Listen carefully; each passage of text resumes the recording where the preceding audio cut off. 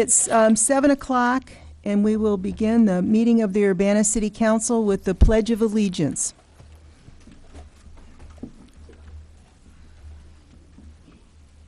I pledge allegiance to the flag of the United States of America and to the republic for which it stands, one nation, under God, indivisible, with liberty and justice for all.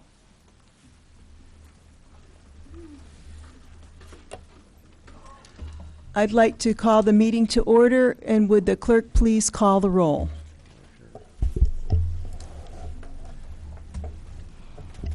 Ms. Ammons? Present. Mr. Brown? Here. Mr. Jacobson? Here. Mr. Madigan? Here. Ms. Marlin? Here. Mr. Roberts? Here. Mr. Smythe? Here. Mayor Pressing? Here.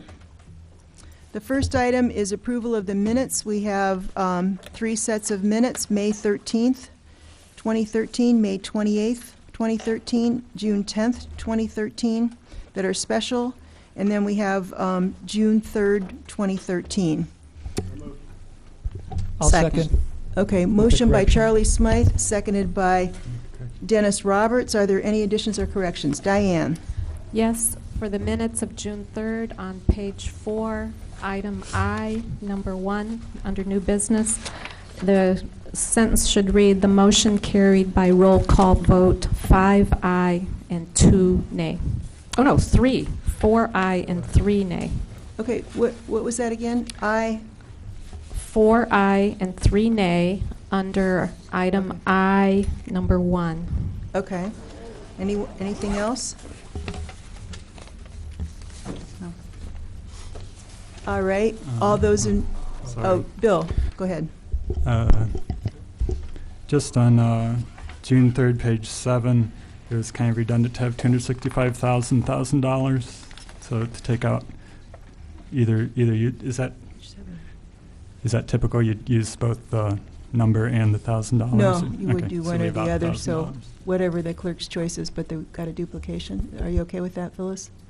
Okay, any other corrections or additions? All those in favor, please signify by saying aye. Aye. Those opposed, that motion carries. Okay, are there any additions to the agenda? Then we will move on to petitions and communications, and there are a number of people who would like to speak. I'd like to speak. Shall I wait till after the public? If you Absolutely. would like to. Yeah, Yes, okay. you I'll should. do that. Okay. Okay. So you need to limit your remarks to 5 minutes. And please state your name and address first. The first person I have is Benjamin Grosser. Oh, okay, he does not want to speak, sorry. He is for televising Urbana Free Library Board meetings. Okay, Brian Adams.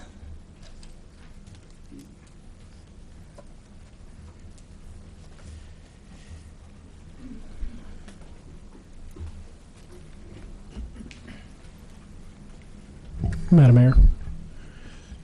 My name is Madam Mayor. Brian. I apologize. Can you reset that for a second?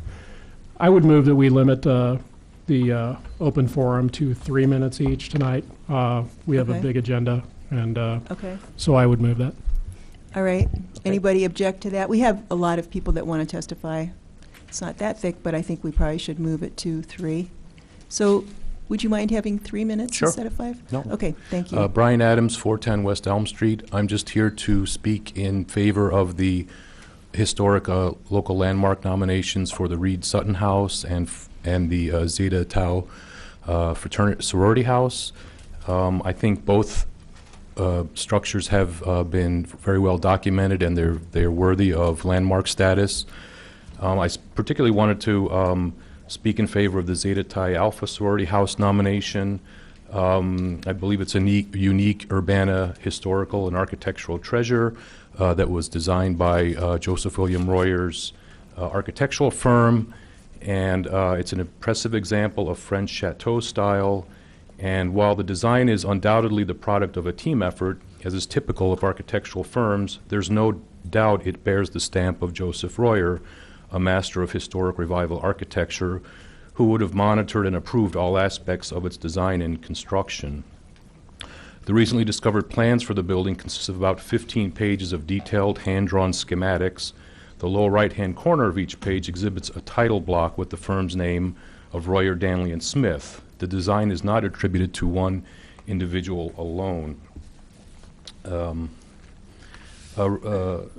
Regarding the issue of Hubert Smith's participation in the design of the building, the record is unclear. A contemporary account of the building in the Daily Illini attributes the design to Smith, but incorrectly refers to the firm as Royer and Danley. Therefore, the accuracy of this account is suspect. Further, the author of this article is not given, so it's not possible to further investigate the quality of the author's work. Records indicate that Smith earned a degree in architecture from the U of I in 1932, about 5 years after the sorority house was designed. In addition, he did graduate work in architecture in 1933, but it's not clear if he earned an additional degree. So while Smith may have participated in the project at some level, it's unlikely that an inexperienced You have architectural... 1 minute, Mr. Adams. It's unlikely that an inexperienced architectural student would have been allowed to handle such a project without the advice and approval of this firm's chief architect, Joseph Royer. Finally, while Smith was eventually a registered architect in the state of Illinois, he was never nominated for membership in the prestigious American Institute of Architects, and the Zeta Tau Alpha House is not mentioned among the few works attributed to him in the American Architects Directory of 1955 and 1962. So again, I'd like to say that I feel that this structure reflects the hand of Joseph William Royer, and I would strongly suggest that you approve this nomination. Thank you. Thank you. Kara McKinn, I can't quite read the last letter. Please state your name and address. And you have 3 minutes. Thank you. Kara McKinn, 1003 South Orchard here in Urbana. I'm here also to support the historic designations, and I can't speak as eloquently as the previous speaker on the history, but what I'd like to speak to is the point is that this was carefully researched and put together and put in front of a committee of our city government, and it passed the commission. They designated it historically. So what I'm asking for is the respect of our neighbors in our city who went to the effort to do this, and then the respect of your colleagues on the Historic Planning Commission who approved it on all 4 points expected. I find it troublesome that the opposition comes largely from people who come into Urbana or come into our neighborhood and then override the wishes of the neighbors and our government commission to say, yeah, no, we sorry, you guys, we still want to do it our way. And of course, we all know this has a long history, and it goes for a long time and much deeper than historic recognition. But we followed the process. It was honored by the commission, and I ask that you respect that. Thank you. Thank you. Richard Cahill.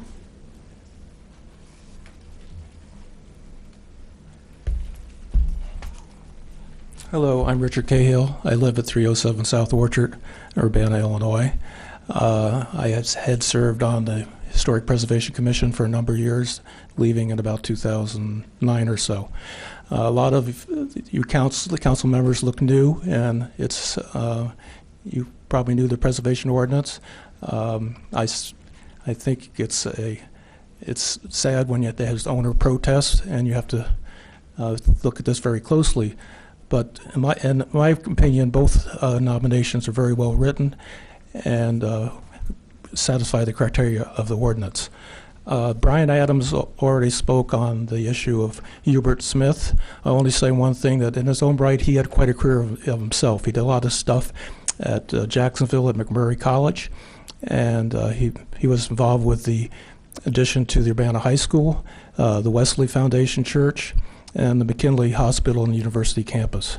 So he also served on the Urbana Plan Commission for a lot of years. What I would like to speak about is, I'm also a chemist at the Illinois State Geological Survey, and Mr. Frank Reed was the first principal geochemist at the Illinois State Geological Survey. And associate picture of this, who the guy looks like, but he was quite an individual. And I'll quote a little bit from The Geology of Illinois.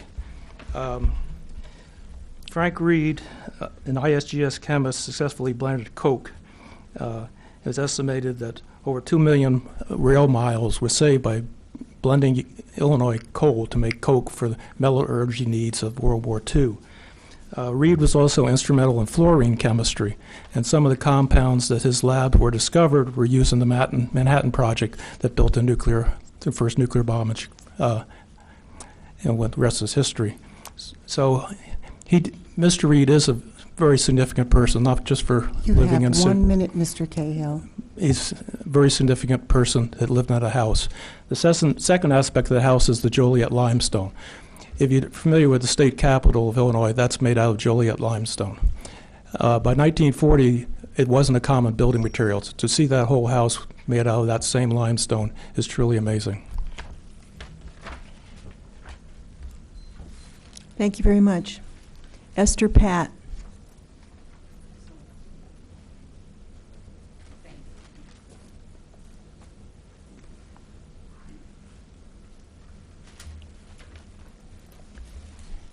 Thank you. I'm Esther Pat, 706 South Kohler.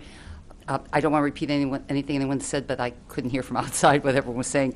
I just want to speak in support of the historic landmark designation for the two properties on your agenda tonight. 1404 South Lincoln is on Urbana's list of 100 most significant buildings. I was on the City Council when the Historic Preservation Ordinance passed and the commission was created.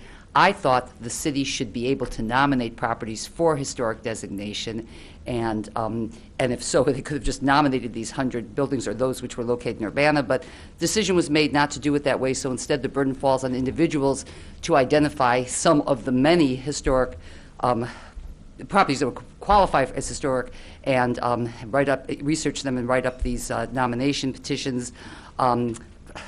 Certainly, actually, most of the Greek leather houses in Champaign and in Urbana are significant architecturally and in terms of their age and their use, and are a central part of the history of our community. 1404 South Lincoln was also designed by the architectural firm of Urbana's Joseph Royer, and I think that makes it especially significant. 1207 South Busey, in addition to being gorgeous, was the home for many years of the Suttons, who many of the people in the neighborhood know. Robert Sutton was the head of both the Illinois Historical Society and the Illinois Historical Survey, and the Suttons took great care to preserve the historical integrity of that house, which actually they owned until just a few years ago. It's my understanding the family did not know, after their passing, did not know the house was going to result in institutional use, because they initially sold it to two people who they thought would use it as a single-family home. That Joliet limestone is, I'm pretty sure it's very rare in our community, and I think it's unique in West Urbana. That home is just so worthy of preservation. The reason that historic preservation was created, minute, Ms. thank Pat. you, was to protect these properties. We knew owners would protest, and owners are protesting both of these. Historic designation would prohibit them from demolishing the building or significantly altering the exterior without an approval from the city. That's all it does. They can do whatever they want to the inside. It's about preserving our history here in Urbana, and I hope that you folks will see the value to that and vote in favor of designating both properties as historic landmarks. Thank you. Thank you. Irene Metzger does not wish to speak, but she is in favor of preserving the Sutton House. Georgia Morgan.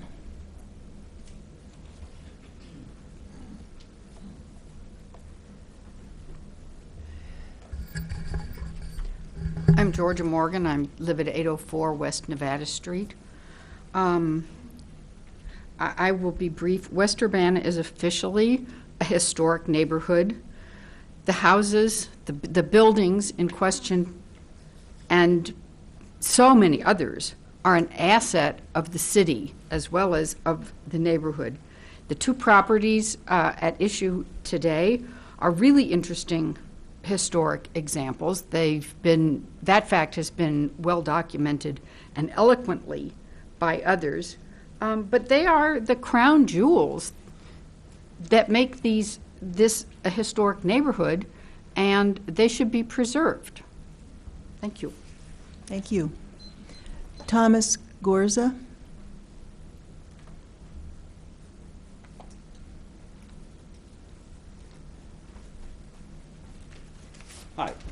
Hi, my name is Thomas Garza. I live at 1212 West Park Avenue in Champaign, and I'm the Executive Director of the Preservation and Conservation Association.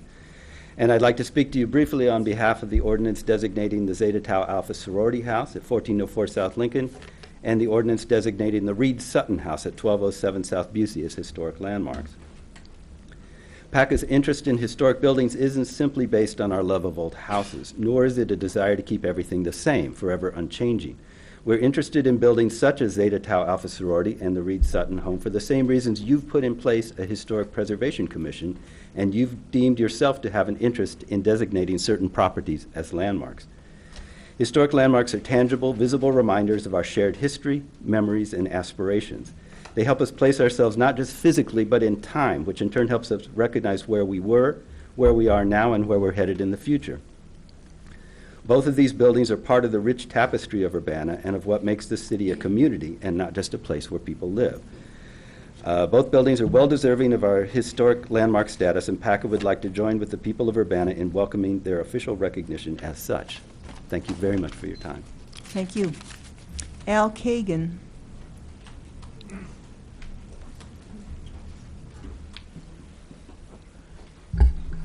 Hello, I'm Al Kagan. I'm a librarian, and I live at 310 West Hill Street, number 1E in Champaign. And I'm here to change the topic. I'd like to talk about the crisis at the Urbana Free Library. There are many reasons why Deb Lissick is unqualified to continue to be the executive director of the Urbana Free Library. I have 7 for you. First one, although weeding collections at public libraries is appropriate and necessary, there are some standard professional criteria that should be used in a clear and deliberate fashion.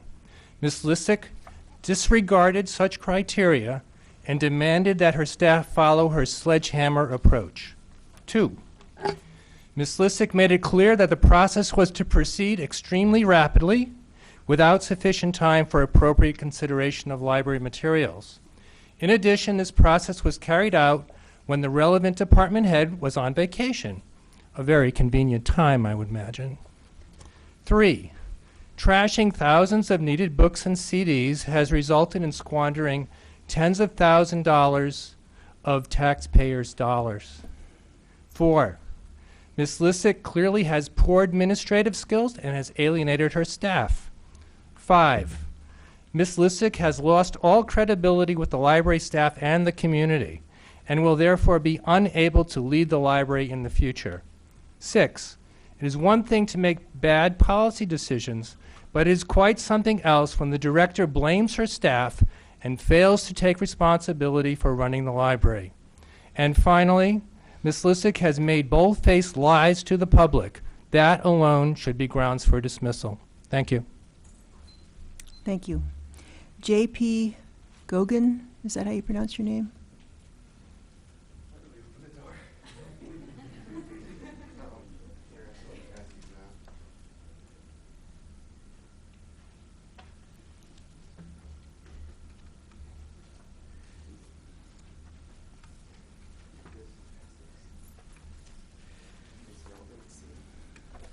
I practiced for 5 minutes, so I might just end early.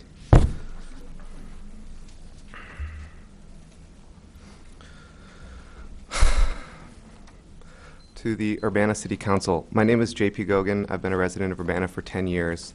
I visited the Urbana Free Library last week and saw something that really hurt, and you're looking at it now. My favorite section, the gardening section, had been gutted. When I walked through the nonfiction stacks, I was totally dismayed. That evening, I heard about a library board meeting, so I decided to attend as a concerned citizen. My plan was to appeal directly to the library board for answers to what happened.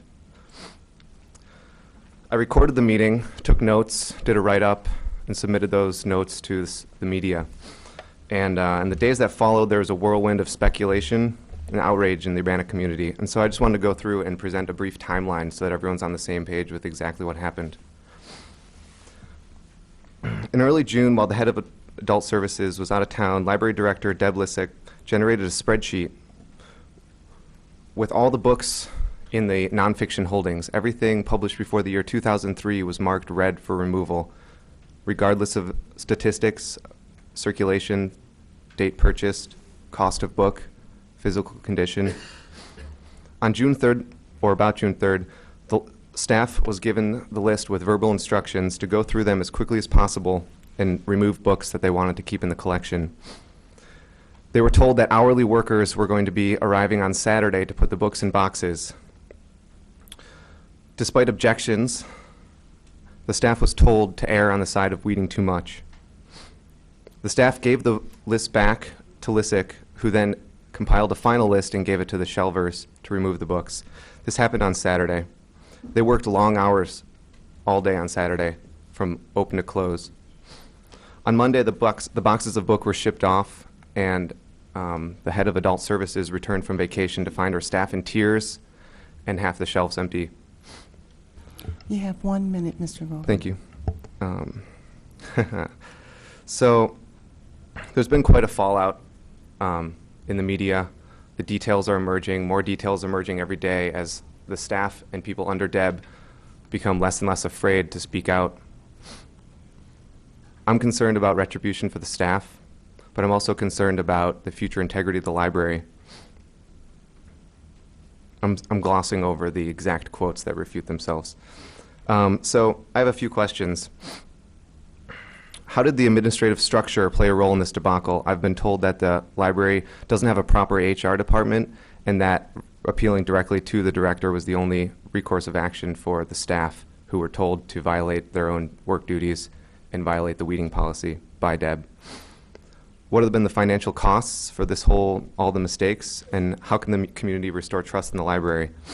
Finally, there's been calls to move forward, and part of restoring trust is being able to align what was said with what was done and make sure that there's transparency and honesty in that process. There are conflicting messages being said, and we are in the process of resolving those conflicts. There's going to be a board meeting at the library. An emergency board meeting was called on Wednesday, and I please encourage everyone to attend who's interested in further discussion and community input. Thank you. Thank you.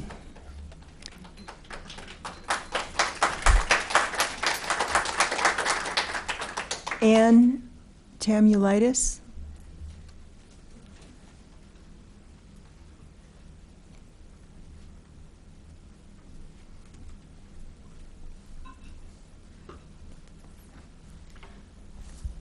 My name is Colleen Ramey, and I'm an attorney with Meyer Capel, and I'm here representing Ms. Tamulitis. We are actually Ms. Tamulitis represents the Zeta Tau Alpha Fraternity Housing Corporation Board, and I just wanted to make sure that we are supposed to talk now, or should we wait until the ordinance is... It's your choice. Either one is fine. Do you have a preference? Oh, can we talk when the ordinance comes up, please? Sure. Thank you. Okay, Christopher Wilcock.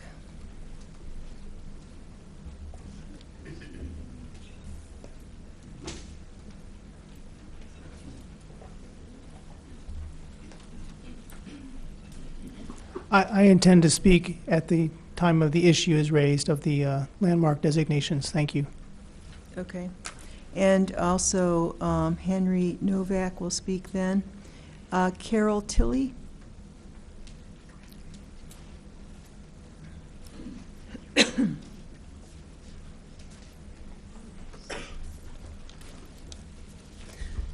Mayor and Council, my name's Carol Tilley. My address is 503 East Elliott Drive. I'm a librarian by profession. I'm also a faculty member at the Graduate School of Library and Information Science. Since the story broke, you've been filled in certainly on what's been going on at Urbana Free Library. I have just a couple of quick points that I want to raise that have less to do with the actual weeding that took place and more to do with the issues related to personnel management.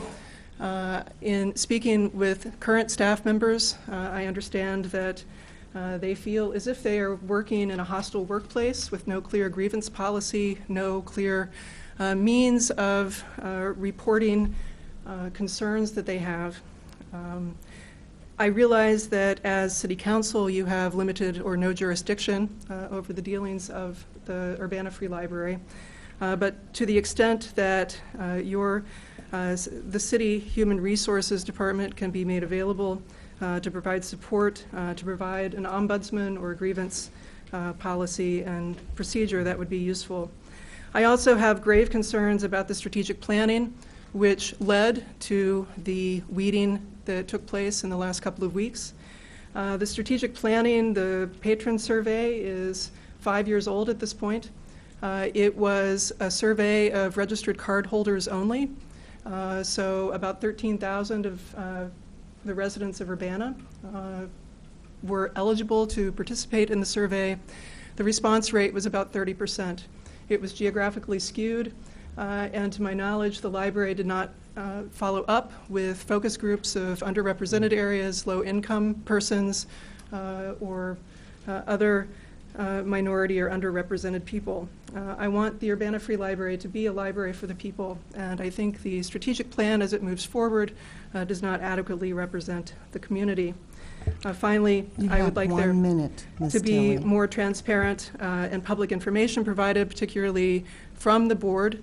The board information is limited to minutes. If you look at the minutes over the last several years, you will find that the integrity of the minutes has degraded. The information provided is more telegraphic than it was just a few years ago.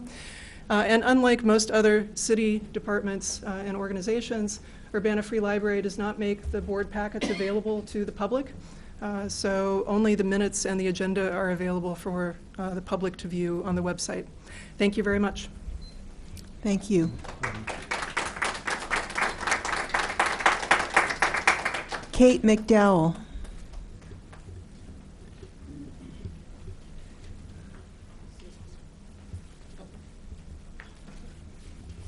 Hi, I'm Kate McDowell, 2106 South Race Street. I am a graduate, also a faculty member at the Graduate School of Library Information Science, but before that, I was a board member of the Urbana Free Library Board. I was a trustee, and before that, I was a children's librarian at Urbana Free Library. In fact, I was also a circulation clerk and a shelver, going back to, longer ago than I'd like to say at the moment. I sent an open letter to the board members and to the press, and I'd like to read an excerpt of that letter to whom it may concern.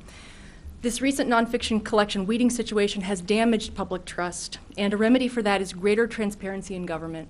I believe we, as citizens of Urbana, should be advocating for televised meetings of the Urbana Free Library Board of Trustees.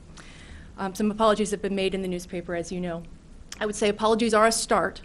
Concrete measures to enhance accountability would be a prudent next step to begin to rebuild public trust. Joining the other local government groups that televise their meetings on UPTV would be a good faith effort to address rather than avoid public concerns and criticisms.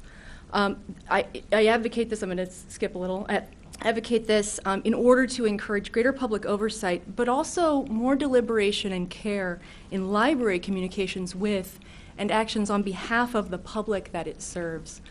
The reason I wrote this letter, other than my obvious long investment in the library as a citizen and various other roles, is that I was concerned by the audio that I heard of the last library board meeting. I was concerned about the lack of care expressed in relation to public resources, but I was also concerned about the cavalier attitudes toward public perception, and I think we've already seen some fallout from that. Frankly, I know what weeding is very well. I'm a little tired of people explaining it to me. It's what I keep getting in response for the questions I've been asking. I teach weeding. When it's done well, it is a considered process that takes quite some time and takes into account a number of different factors. Stewardship is about both books and trust. And I think it's the latter that I'm most concerned about here. Thank you. Televising meetings, the reason I'm asking you about this is that I actually think you should think about this in the broader sense. What does it mean? Do we allow boards to say whether or not they will have their meetings be accessible, or in fact is that something that the city has a role in saying, hey, we've got the technology, we've got the resources, let's make everyone have the same accessibility and the same accountability.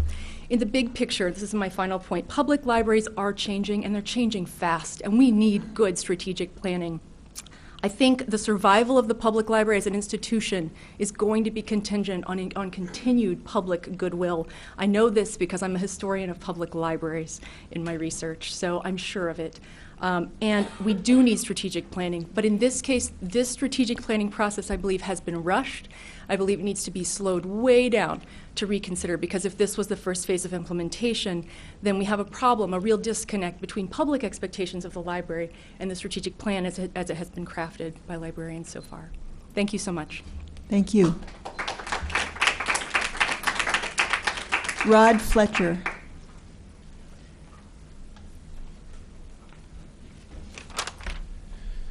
Evening, Mayor and members of council.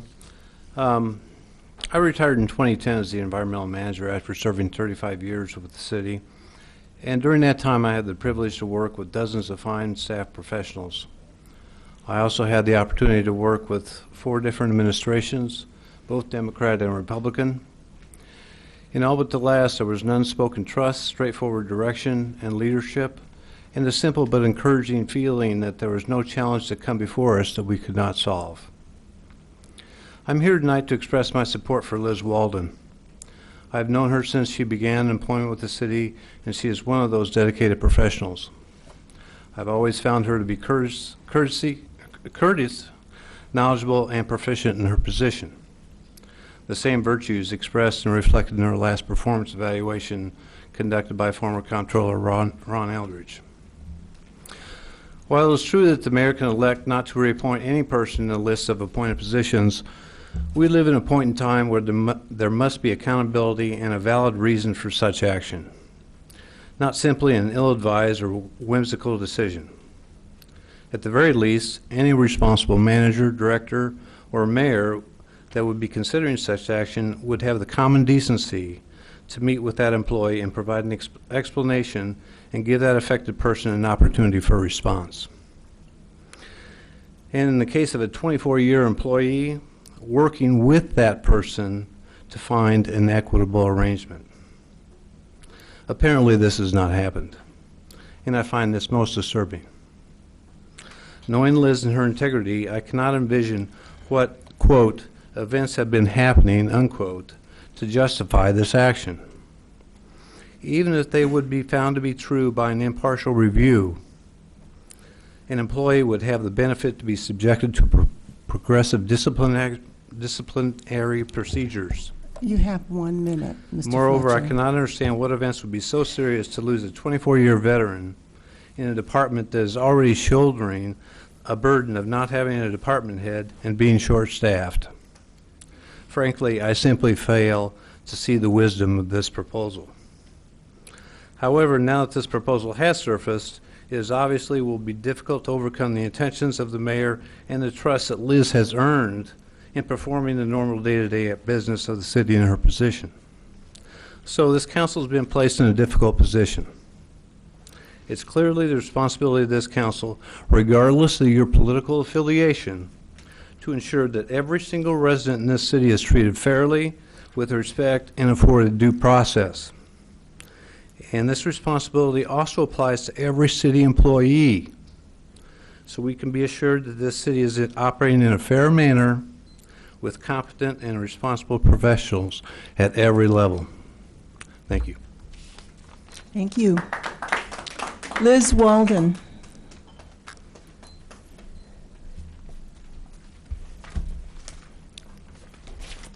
Good evening, everyone. My name is Liz Walden. I live at 212 East McHenry in Urbana. I'm also your accounting supervisor, and I have worked here for over 24 years. I have a lot to say, and I had planned on 5 minutes, so I will try to hurry. I am the person whose career and livelihood will be affected by your decision this evening. Last Monday, I was informed by my supervisor that the mayor decided not to reappoint me effective July 1st. After gathering myself, I spoke with the city's HR manager to verify if this was true and to determine the reason for my termination. She indicated that she was not aware of a reason why I was not to be reappointed, and it was certainly not her recommendation to terminate me. The news of this decision came as a total shock to me and has made me physically ill for a week now.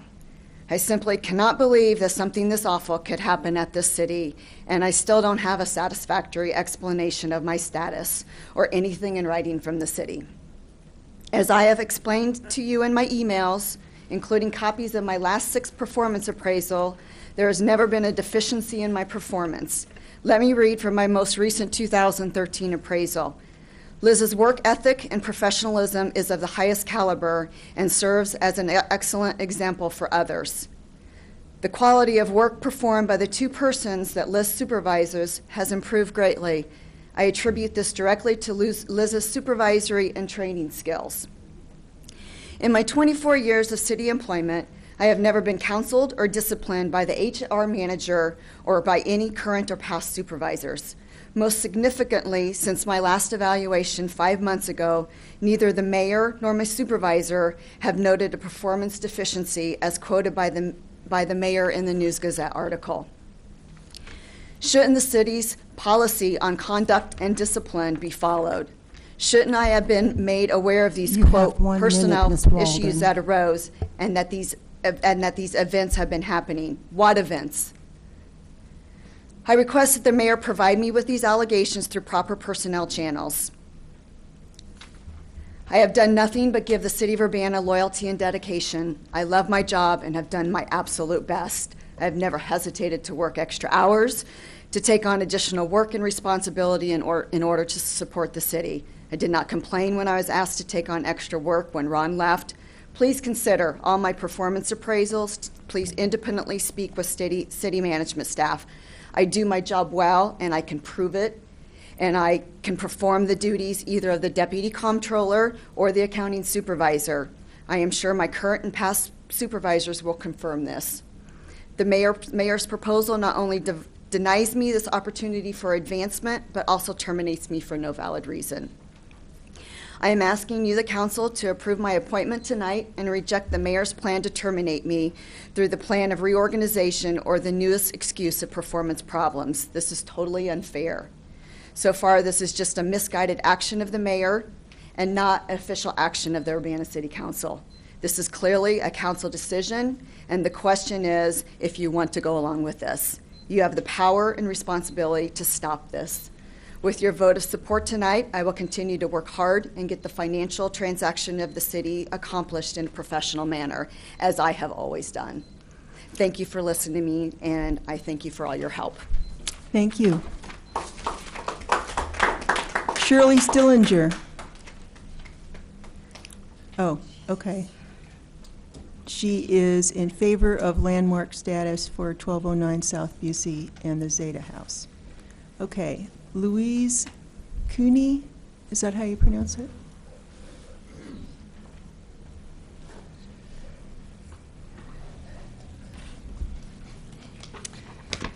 Good evening. My name is Louise Cooney. My family owns the home at 801 West Indiana. The historic Stone House or Reed Sutton House is directly in back of our home.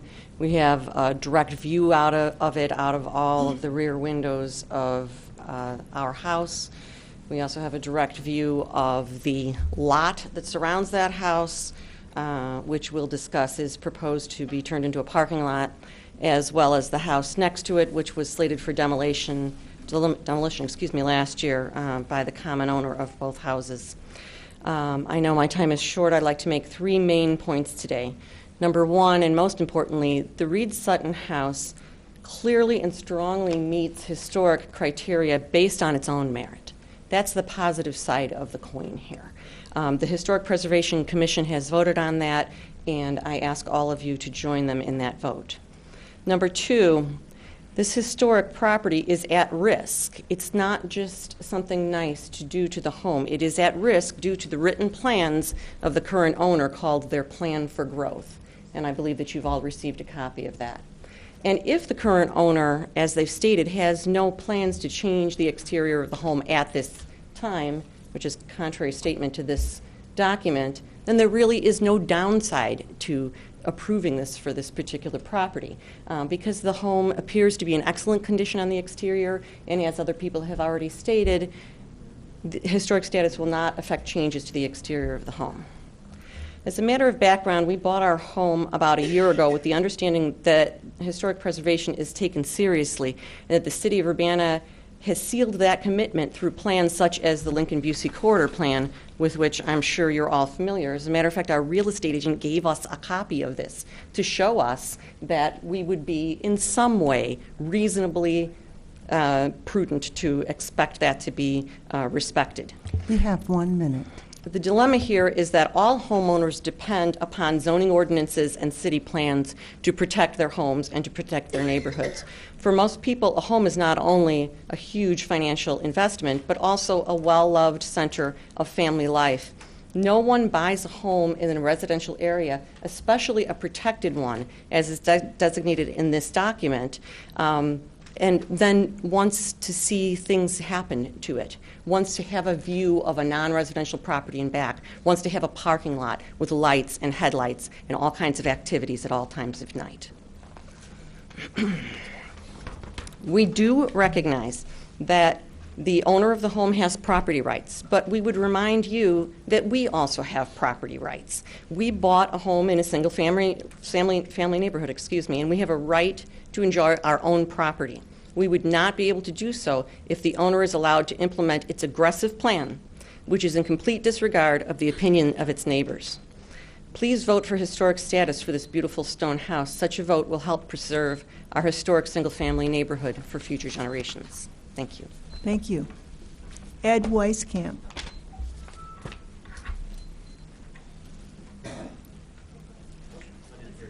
Ed Weiskamp?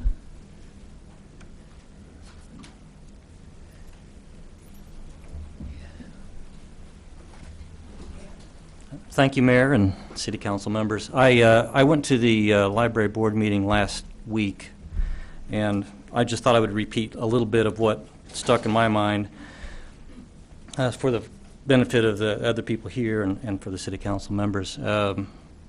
I can't say that I'm any expert on how libraries ought to be run. However, there was a couple things that stuck out in my mind. Number one, this big reorganization and the weedings taking place when the primary person who's in care of the adult stacks, adult collection is gone. That seemed very inappropriate. And the other thing was, we asked the director a couple of questions. What does she hope to achieve? She's trying to create some empty space in the library. Well, how many square feet are you trying to develop? How many books do you think you need to get rid of? She said she didn't really have any particular goal in mind. She was asked, since the library is undergoing this huge change, it's going to become a new library of some type. I mean, we just redid the library 10 years ago, and you would think that might do for a while, but again, I don't know. Maybe the library has to constantly be changed. That's fine. But I think a very reasonable question to the director is, where is the written plan for this? Where are we headed? What exactly are we trying to do? Are there architectural drawings? Is there some kind of schematic? What's the floor plan of this new revised public space that we're trying to create? And the director says that there is no such plan available. I'm not sure what we expect out of our director, but I mean, I thought that was a very direct question. Where's the plan? What is it that we are working towards? And she said that she doesn't have such a plan. Now, I know that there's been meetings and there's been some focus grouping and whatnot, but none of that apparently is congealed down to a direct plan, a goal of where we are going to. I'm sorry? You have 1 minute. Thank you. So that really stuck in my mind. I mean, regardless of what else is going on, if we're having this situation where we're turning the library upside down, we're headed towards something. I think it's very reasonable to ask the director, what exactly is it that we were headed towards? What are you trying to do? You're trying to make more space for seating, more teenage hangout space, a bigger snack bar. I don't know what it is, and she couldn't say either. So I just want people to know that's the result of what would happen this last meeting. A lot of other things were said too, but those are the things that, stayed in my mind. So thanks. Thank you. Desiree, I'm sorry, I can't quite read your last name here. Yam? Okay. So embarrassing. Hi. I'm Desiree Yamtube. Okay. My address is 103 North Kohler, and I'm a resident. I've been a resident of Urbana for over 30 years, and one of my very, very, very favorite things about Urbana is our library. We have an amazing library, and the adult collection is very intelligent. There's a way that I'm a book lover, and there's a way that the way that the books have been collected and organized is, for me, it's breathtaking and it's brilliant, and it represents one of the better things I think about Urbana is that there is a sort of wealth or a generosity in terms of learning and in terms of knowledge, and I think the university supports that, but you can sense that when you go to the library, that the intention of the library is to be there to inspire people to grow as learners. And I've known people from other cities and from other countries who have come to Urbana and told me that they loved our library, okay? So I start to read the articles about what's going on in our library, and I mean, it sounds crazy, but if you love books, maybe you would understand. I was so upset. I've known the staff at the library for a really long time because I've known them as reference librarians. And to know that their intentions and their hard work has been put off by their boss is like, people have talked about trust, but it's something that absolutely broke my trust in the head director of the Urbana Library. I feel like, you know, when somebody has like a minimum wage job, if You they have miss 1 minute. Okay, if they miss, like if they're late 3 or 4 times, they lose their job. Now, there's a whole bunch of us here who are upset enough about what's happened at the library to come out, which shouldn't happen. Like, the director should be doing her job. And I am sure she has not, because we're all here, our books are missing, and the worst part is that the staff is intimidated right now. And the staff are the people who have kept that library going, and they do a magnificent job. There's 2 things I think need to happen. 3. 1, we get rid of the existing director. 2, the director that replaces it shows competence in terms of maintaining a collection. And 3, whoever gets the job next needs to be able to be fair to their staff. Thank you very much. Thank you.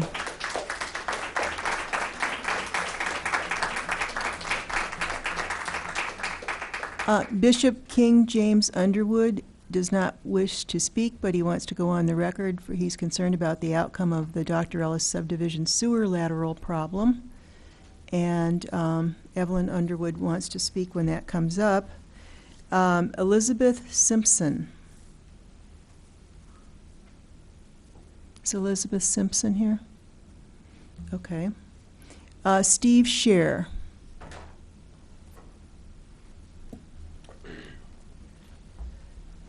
Thank you, Mayor Pressing, council members. I'd like to speak about the historic preservation landmark designation. I think Urbana is a unique place, as we all know.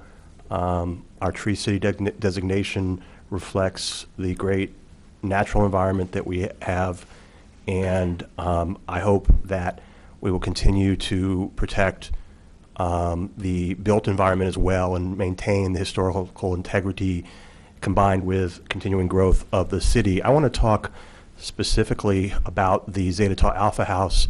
For several reasons, I think the Reed Sutton House is well deserving of protection, but for one thing, I live on Vermont Street, just a few blocks from that home, so I walk by there regularly, walk and drive by there regularly. I was walking by the Zeta Tau Alpha House with my 8-year-old son a couple of months ago when the sign for the first originally scheduled Historic Preservation Commission meeting was posted, and I began to explain to him what the meeting was all about, and he commented, "I really like having an old castle in our neighborhood." And that's the kind of thing that I think, the kind of environment that I want for my children and that I want to to have for all of us residents of Urbana. The other thing I wanted to comment about that house, and I really want to focus really on kind of a detail that I noticed. As I mentioned, I walk by the house quite frequently, and at first I just thought it was kind of another fraternity house, but I would walk by and look around, and one of the things that really stood out to me is I'm not an architect, and I don't know what the terminology, the architectural detail. I noticed these metallic light holders and had the letters ZTA underneath, which caught my eye for several reasons. One, I just think they're really interesting and beautiful detail. Two, because actually in college, I worked as a waiter at the Zeta Tau Alpha House at the University of North Carolina, where I went to college. You have 1 minute. Thank you.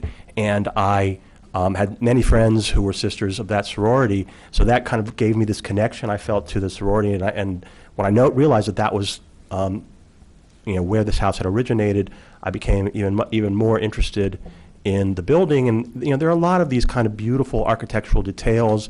Again, I don't know the terminology, with the kind of uneven bricks, the archway and curve in the original entryway, all of these things that give this house, which serves as the sort of southernmost anchor of a row of historic fraternity and sorority houses along Lincoln Avenue, this character that creates and contributes so much to what makes Urbana the special city that it is. And so I hope that you will agree with the Historic Preservation Commission and vote to grant landmark status to the Zeta House as well as the Reed Sutton House. Thank you. Thank you. Linda Lorenz does not wish to speak, but she wants to be recorded as in favor of landmarking the ZTA House and the Sutton House. Reverend Melinda Carr, I believe, wants to speak at the time of the ordinance. Is that correct? Do you want to speak at all, or just at the... Okay. She continues to support an equitable solution, including rising costs and upfront costs that create, I think, a financial burden for residents. And she's talking about the sewer issue in support of the Ellis subdivision residents. Okay? Thank you. Ilona Matkovsky.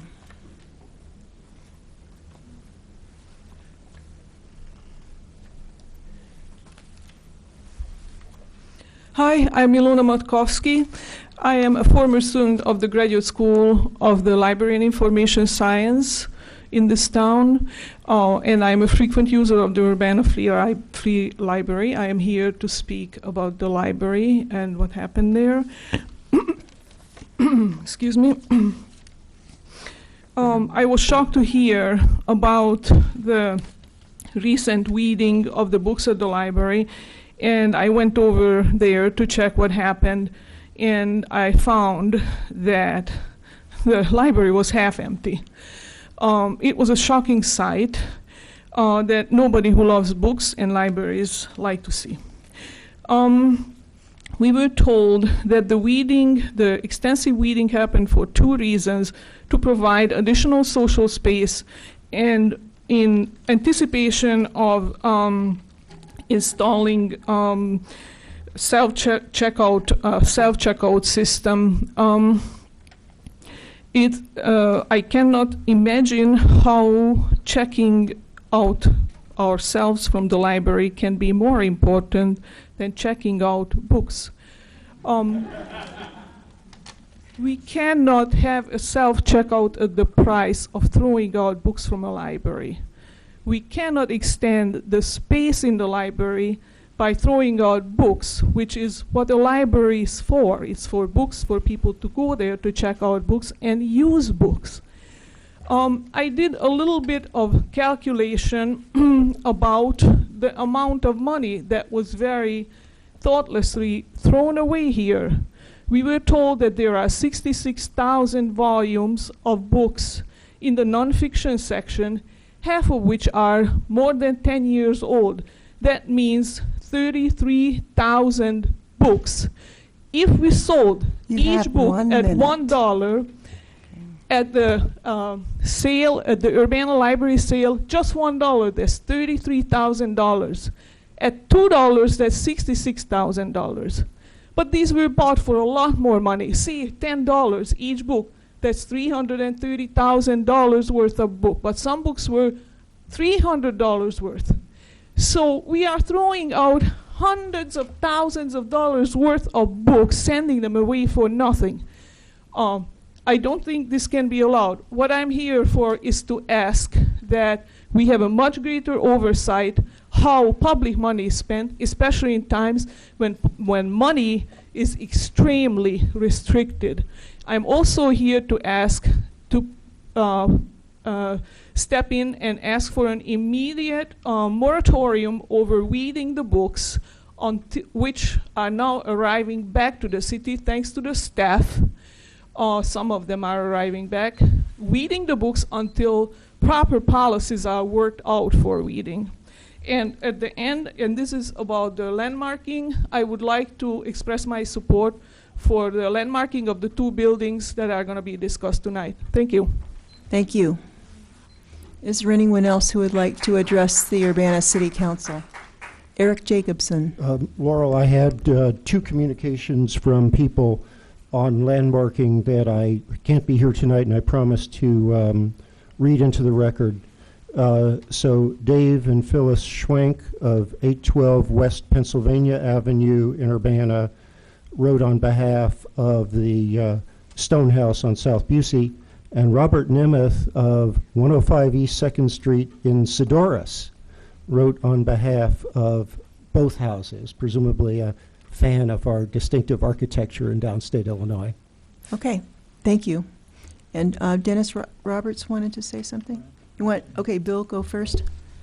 I had a couple of those too. From Amy Ando in support of 1207 South Busey, and Brianna Kraft in support of the Reed Sutton House. And then the two that Eric read. And I think the others spoke.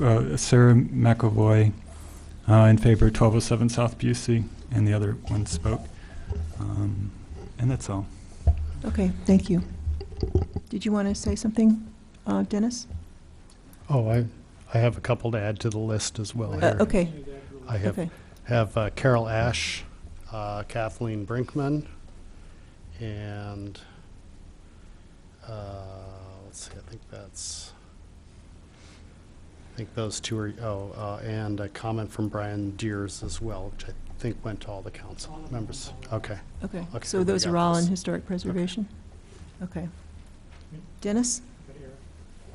Eric? And I wish to make a statement in petitions and communications because it doesn't exactly fit in the agenda. And so in particular, I want to make the following request of the mayor. And my request is that she reappoint Ms. Walden for one more year, that she advise Ms. Walden formally in writing of the concerns she has about Ms. Walden's performance, that she establish a joint procedure with Mr. DeJarnette as Ms. Walden's immediate superior to evaluate Ms. Walden's performance throughout the year, and that the council meet with the mayor in executive session as soon as feasible to discuss this matter. My understanding is that procedurally, this could even be after other business tonight, should the council wish. And I think this is very important, and I think it's very important to deal with it very quickly. So I personally am willing to stay all night, and I will make that motion at the time that we're discussing nominations. I want to add that I make this request in full knowledge that if the mayor wishes to terminate Ms. Walden, she has the authority to do so under present statute, ordinance, and Ms. Walden's job classification. However, because an individual has the right to do something does not necessarily make that the right thing to do. In this case, I think such an abrupt action in the face of what appears to be an exemplary employment history has the potential to have very bad consequences for both our employees and our constituents' perception of how our city government functions. So, and I won't say any more about this here because it is a personnel issue, and I didn't want to go beyond what was already in the newspaper and had been publicly discussed as far as the personnel issue itself. Well, we really can't discuss personnel issues in an open meeting, but I would be happy to have an executive session. I am not willing to stay up all night tonight, but I have scheduled one for July 8th. So, Diane? I too would like to make a statement on the same topic. You know, this is really kind of out of order. We are not supposed to discuss personnel issues in public, and I have offered to have an executive session, and I wish you would honor that request. They were discussed on the front page of the newspaper. Well, I think that's different from the council taking it up in a public meeting. Okay.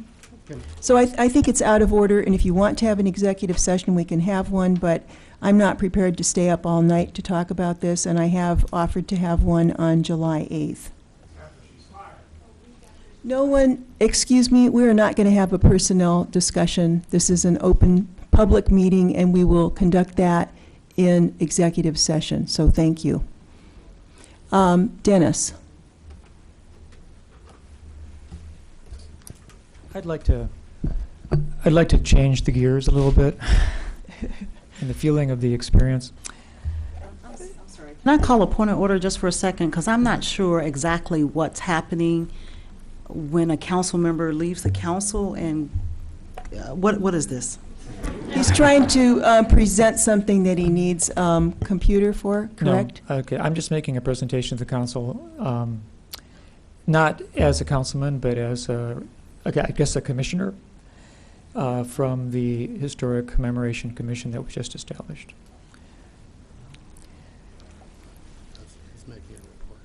This evening, we take time to celebrate the 180th anniversary of the founding of Urbana with the signing of a document of commemoration for that event on June 21st, 1833. Champaign County was established by an act of the Illinois legislature on February 20th, 1833.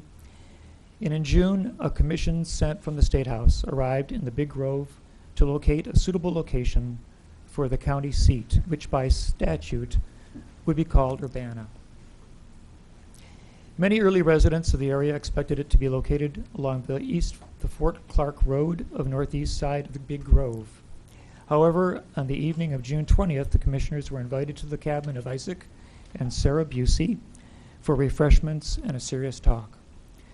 Isaac and his nephew Matthew W. Busey and his neighbor Thompson R. Weber, acting for his father William T. Weber, who was in Kentucky, offered 43 acres of their land to create a site for the proposed city. On the morning of June 21st, 1833, a marker was driven into the ground in the prairie on the southern edge of the Big Grove, and the city of Urbana was founded. The first plat was filed September 3rd and 4th in 1833 for the city on 43 acres. It had 8 streets, several alleys, and a central square reserved for the Champaign County Courthouse.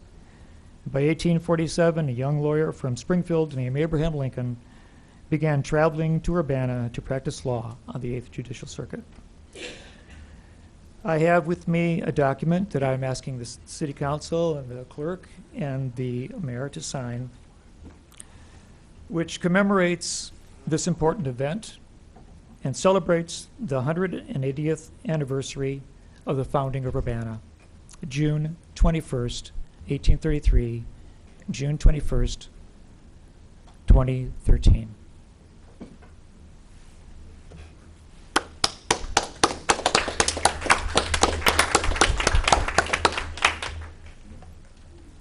Okay, I have a proclamation.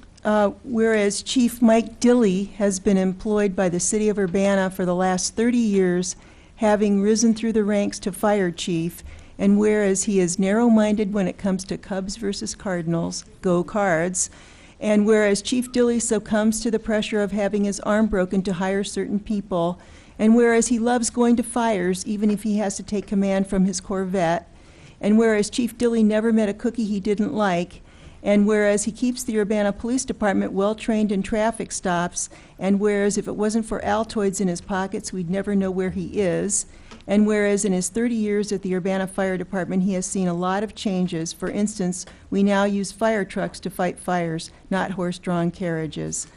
Now, therefore, I, Laurel Lunt Pressing, Mayor of the City of Urbana, Illinois, do hereby proclaim June 20th, 2013, as Michael C. Dilley Day in the City of Urbana, Illinois.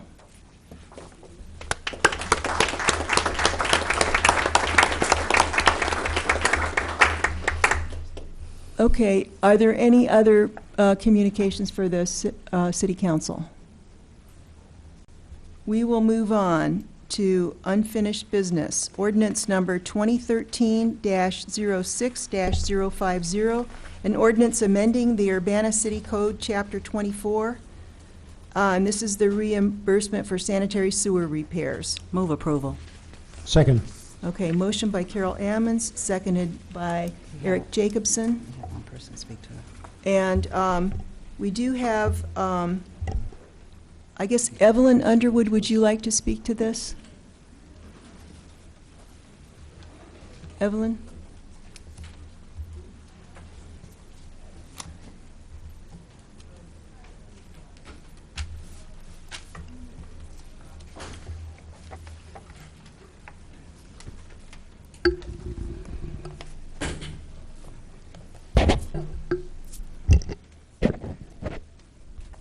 Reverend Dr. Evelyn Underwood, 1309 West Tremont Street, Urbana, Illinois. First of all,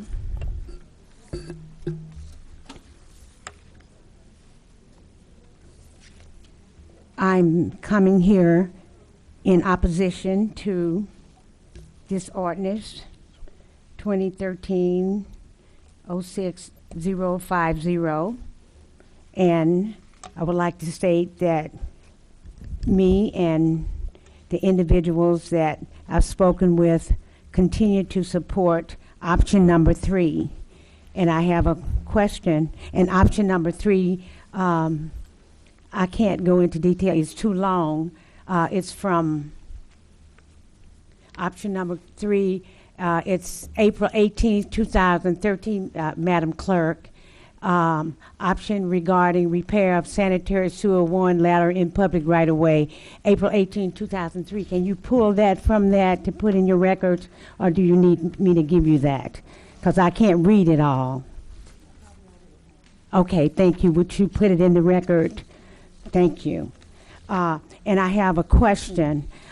If homeowners do pipe busting, this is from someone else, so I hope I got that correct. Pipe busting or any other method, will they receive reimbursement under this ordinance number 2013-06050? The question is, will they receive help? Anybody who has a sewer problem is entitled to get reimbursed for the what's on the public right of way. If homeowners do pipe busting or any other method, will they receive, or method of that type, will they receive reimbursement under this ordinance number 2013-06050? Did you get that, or did you write that like I said it, Madam Clerk? You have 1 minute, honey. I think we can clarify. Okay, Charlie would like to answer your question. After she's done speaking. Okay, are you finished, or do you want that question answered now? I just want to make sure it's written the way I've said it, and the answer is to that specific question. Thank you. Thank you. Charlie, do you want to answer that? It's my understanding that the ordinance as written is related to repairing surface and right-of-way access issues, you know, the road, the gravel, the pack, the sidewalk, and so on, up to the $5,000 limit. It is not for paying for the actual lateral itself. So it would pay for any access in the right-of-way that needs to be repaired to do pipe bursting, but it would not pay for the pipe bursting portion that's related to replacing the lateral itself. The lateral itself will, under all circumstances, will remain the responsibility of the homeowner, except in the cases where the homeowner qualifies for one of the various city income assistance programs. Okay. Anyone else? The other people are for other issues. So we have one more? I don't think so, not for the, these are all, I think Eldris Carr, were you going to speak to this at this point? I did not have a, yeah, I read what she said. Okay, so we have a motion by Carol Ammons, seconded by Eric Jacobson. Any discussion? I just wanted to add a quick, Okay, go just ahead. a very quick, the sewer lateral portion, as Charlie said, is not covered under this particular one. This is only dealing with the right-of-way. So the $5,000, 100% coverage, if that's the cost of the right-of-way repair, that's the right-of-way. The lateral is completely different, and this does not address the lateral, okay? So this is only dealing with the public right-of-way. Okay. Would the clerk please call the roll? Ms. Ammons? Yes. Mr. Brown? Yes. Mr. Jacobson? Yes. Mr. Madigan? Yes. Ms. Marlin? Yes. Mr. Roberts? Yes. Mr. Smythe? Yes. That motion carries. Next, we have ordinance number 2013-06-051, an ordinance repealing ordinance number 2013-02-016. And this is the reimbursement policy for sanitary and storm sewers that was adopted earlier this year. So moved. I'll second. Okay, motion by Eric Jacobson and seconded by Dennis Roberts. Charlie beat me to it. Oh, sorry. Charlie Smythe and Dennis Roberts. Any discussion? Would the clerk please call the roll? Ms. Ammons? Yes. Mr. Brown? Yes. Mr. Jacobson? Yes. Mr. Madigan? Yes. Ms. Marlin? Yes. Mr. Roberts? Yes. Mr. Smythe? Yes. That motion carries. Next is ordinance number 2013-05-048, an ordinance revising the annual budget ordinance for fiscal 2012-13. This is the Urbana Bicycle Master Plan update. So moved. I'll second. Motion by Carol Ammons, seconded by Dennis Roberts. Any discussion? Would the clerk please call the roll? Ms. Ammons? Yes. Mr. Brown? Yes. Mr. Jacobson? Yes. Mr. Madigan? Yes. Ms. Marlin? Yes. Mr. Roberts? Yes. Mr. Smythe? Yes. Mayor Pressing? Yes. That motion carries. Next, we have annual staff appointments that were deferred from last meeting. And I have two appointments in the Finance Department, William DeJarnette, Comptroller, and Elizabeth Beatty, Office Supervisor. The Deputy Comptroller position proposed is vacant, so this would just be the two individuals. And just for your information, the name in the Police Department has been changed from Assistant Chief to Deputy Chief. I'll make a motion of approval. Okay, Eric? I wish to move that. Point of order. Point of order? Okay. That's a point of order. Yeah, we need I a can't move. second to the motion, Or please. nothing. Or nothing's can Yep. happen, okay. Okay.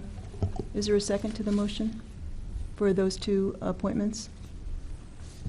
I'll second. Okay. All those in favor, please signify by Mayor? saying, yes, Diane? I'd like to get some more information from the comptroller, please, regarding the deputy comptroller and the absence of the account clerk supervisor position on this list. I really don't want to get into a personnel I'm not discussion asking until for we are in a personnel, closed. I'm asking for information from the Okay, staff. this is just to appoint people who are in office right now. This is to appoint them so they can keep doing their jobs, and I think your concerns can be addressed in another venue. I'd like to move a 5-minute recess so we can consult with our city attorney. That's fine. If we're going to have a 5-minute recess and you're going to be consulting with me 3 or more at a time, you rather should do it as a motion for a 5-minute closed session.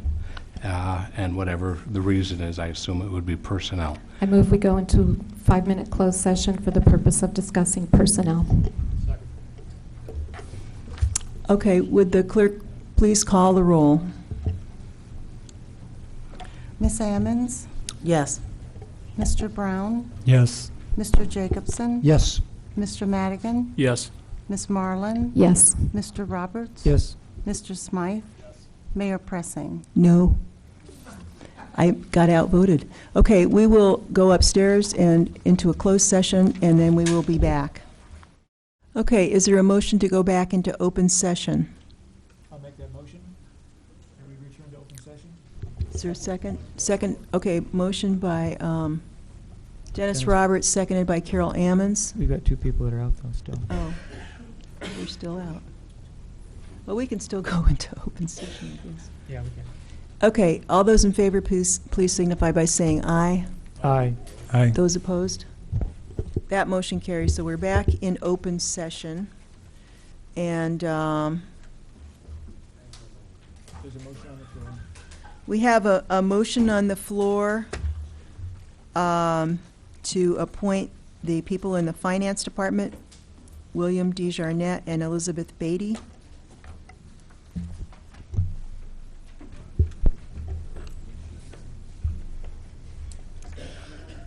Is there, The motion's been made. all those in favor, please signify by saying aye. Aye. Those opposed? That motion carries. We'll move to reappointments. Civilian Police Review Board, Tom Costello, up through June 30th, 2016, and Community Development Commission, Chris Diana, up through June 30th, 2016. We have all these appointments for Cable and Telecommunications Commission, Dale Snyder, Design Review Board, Dustin Aldred, Historic Preservation Commission, Gina Paluso, and Plan Commission, Lou Hopkins. Is there a motion for I'll the make a motion to reappointments? approve those appointments. Motion by Dennis Roberts. Is there a second?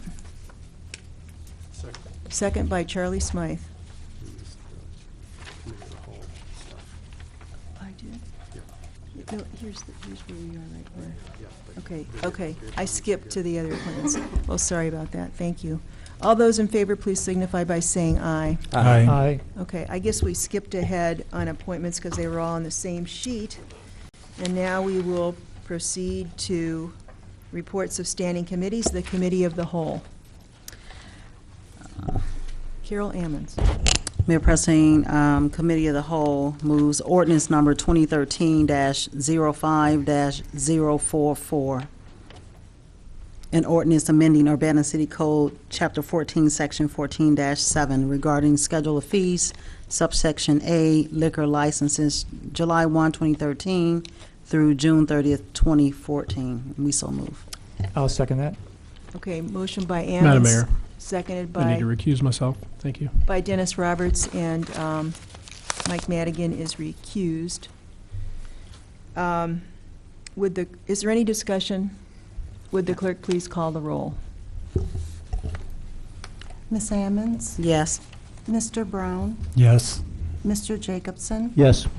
Ms. Marlin? Yes. Mr. Roberts? Yes. Mr. Smythe? Yes. That motion carries.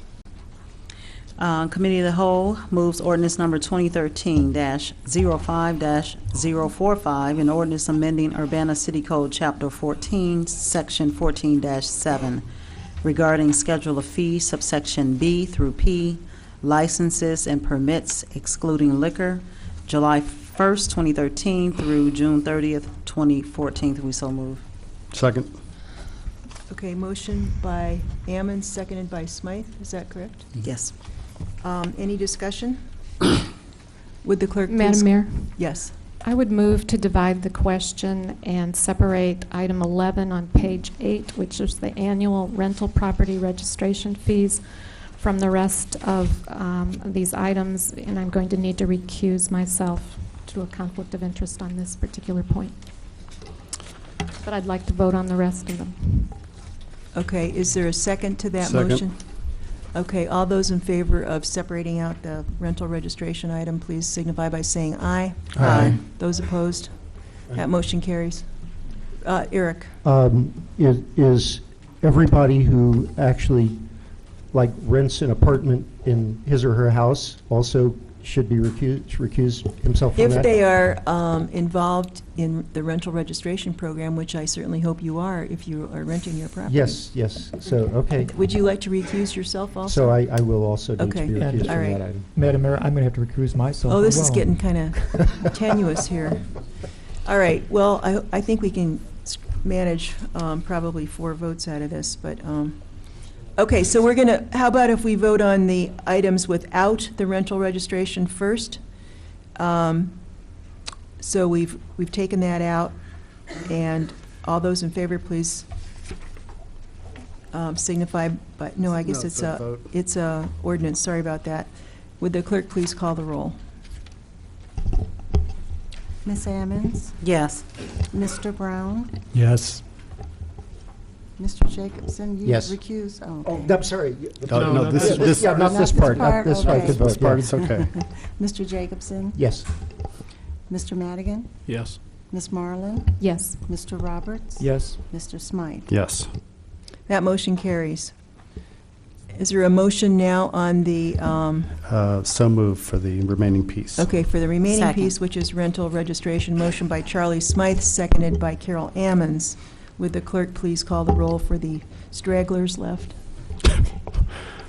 Ms. Ammons? Yes. Mr. Brown? Yes. Mr. Roberts?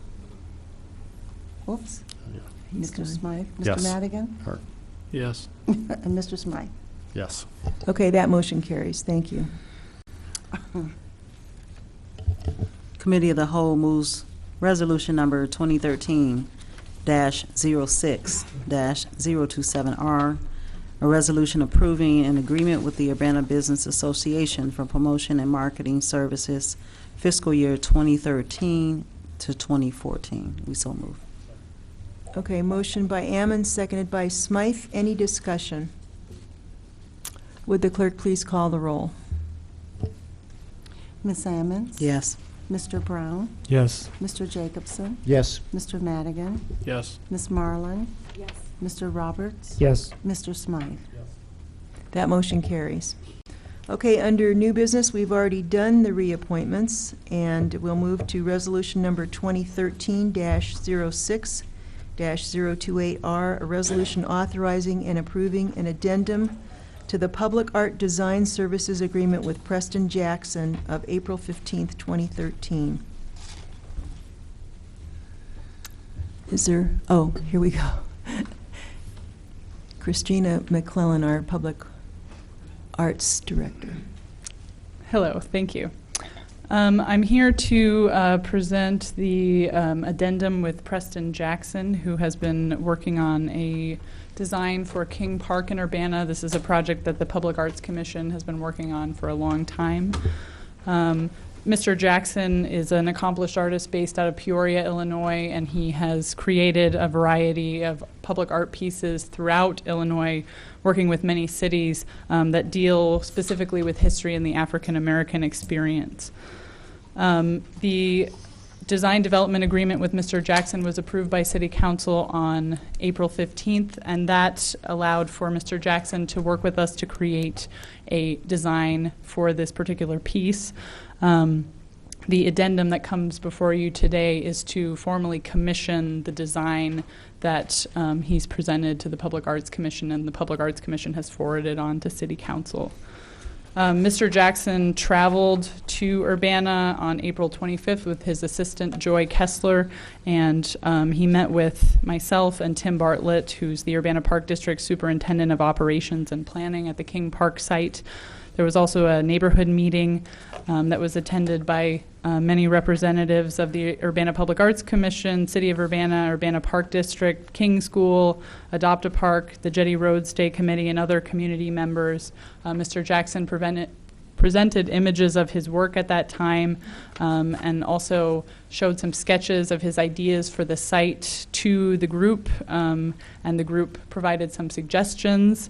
There was also some comment about some disappointment from one member that Dr. King couldn't be depicted in those sketches, but unfortunately, due to the policies of the King Foundation related to the use of their intellectual property and project budget limitations, were unable to use Dr. King's likeness or quotes for this project.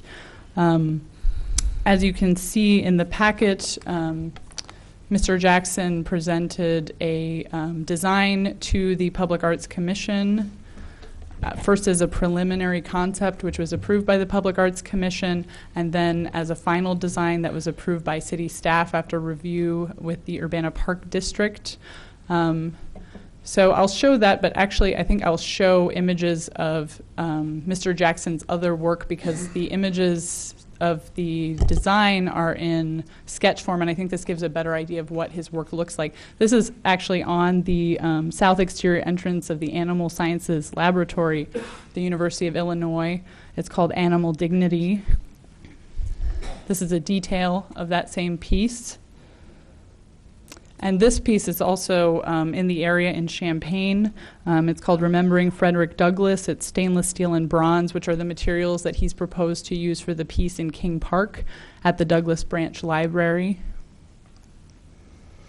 This is a piece called Outside History, which is located in Peoria. This is a piece called Bronzeville, A Moment in Metal, which is located at McCormick Place in Chicago, Illinois, also using stainless steel and bronze.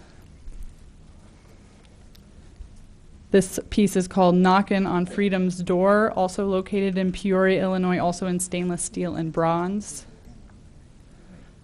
This piece is called Haints and History. It's pictured at Navy Pier here, but it's currently on display in Westville, Indiana. And here are some detail shots of that work.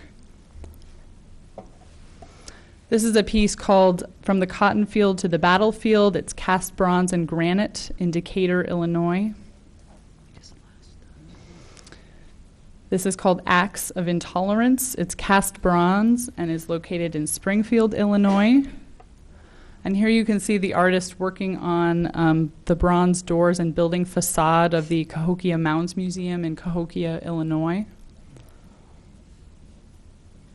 This piece is a stainless steel sperm whale, and on the inside are plastic water bottles. So this is an interior piece, and here it's on exhibit in Peoria, and you can kind of see a detail image here of the plastic bottles that are inside. And then this piece is in Chicago, Illinois. I'll now move to the concept that he has put together.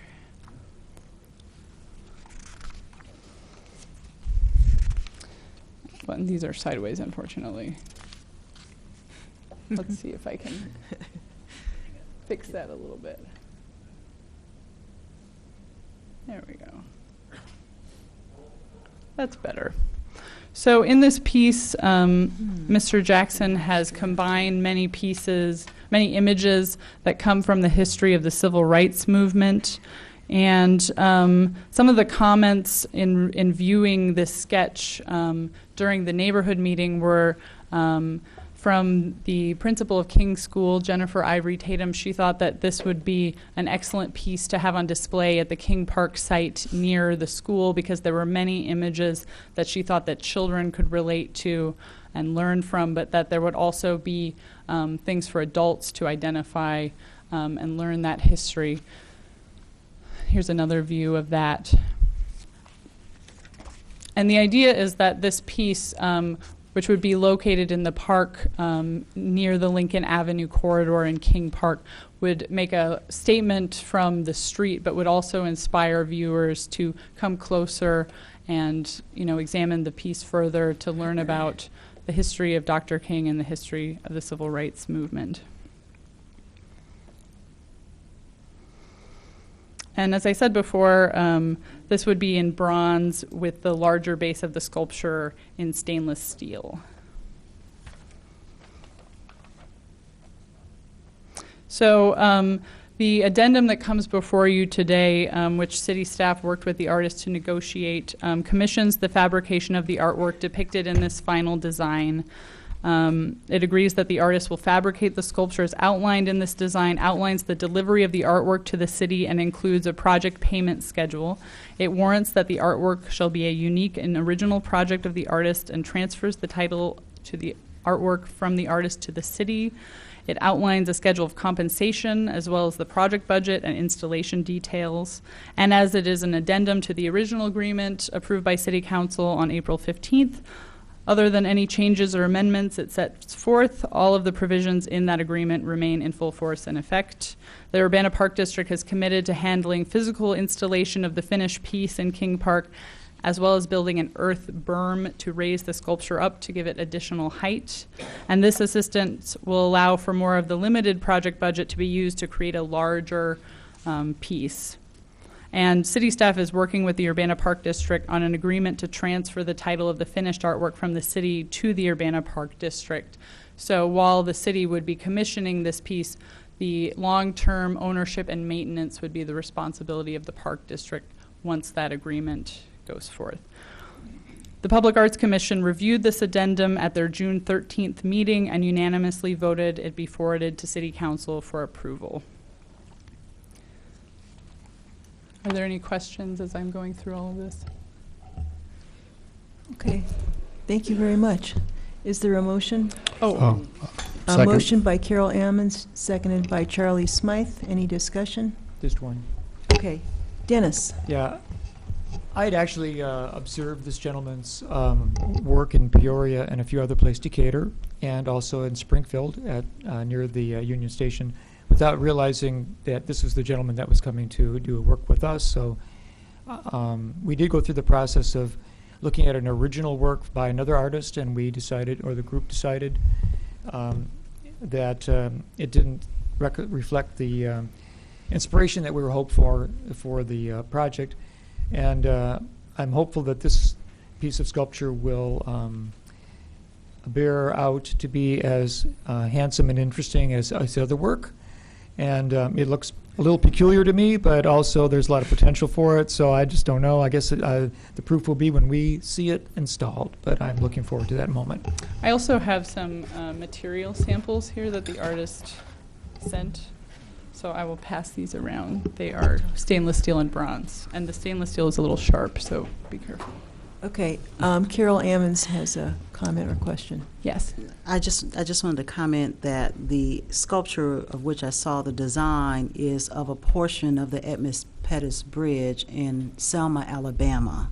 And so that's why in this view you can't see the people, the marchers, the demonstrators, but in this design sculpture you can see it pretty clearly. So I think this is a continuation of an agreement this council has already done. Okay. Eric. Yeah, I believe I've got this perspective right. If you look at the upper left corner of the, those are the people who are marching across the bridge, and then that near upright that you see is a bridge support. So from another perspective, I mean, all the perspectives are interesting, but there's another perspective that really kind of captures the humanity of this in that way. Okay, Charlie? Yeah, I really like the design. I think the perspective that you get from the supports is that it's a march. You get the impression this is a march of walking, and It's then like here's the the Chinese bridge. symbol. So I think it's really neat. There's a lot of history in this, and I'm glad I'm glad actually that we've got this artist and not the previous. Okay, all those in favor, please signify by saying aye. Aye. Aye. Those opposed? That motion carries unanimously. Thank you very much. Okay, we are up to ordinance number 2013-06-053, an ordinance approving a preliminary and final subdivision plat for Countryside Second Subdivision. So And moved. Robert Myers is here. Second. Thank you. Okay, any discussion? All those in No, this is an ordinance, sorry. Would the clerk please call the What, roll? Are we going to give Robert a chance to talk, mean, or do if you, it's- or Well, do if you you just want want to to. quit while you're ahead? Is there anything that you want to say about it? No, I think it's all explained in the memo. So. Okay. Would the clerk please call the roll? Ms. Ammons? Yes. Mr. Brown? Yes. Mr. Jacobson? Yes. Mr. Madigan? Yes. Ms. Marlin? Yes. Mr. Roberts? Yes. Mr. Smythe? Yes. That motion carries. Good Thank job, you. Bob. Very, very good job. Okay, ordinance number 2013-06-054, an ordinance designating a historic landmark at 1404 South Lincoln Avenue, the Zeta Tau Alpha Sorority House. And I have some people that wanted to speak at this time. Let's do the presentation first. Okay, let's do the presentation first. Good idea.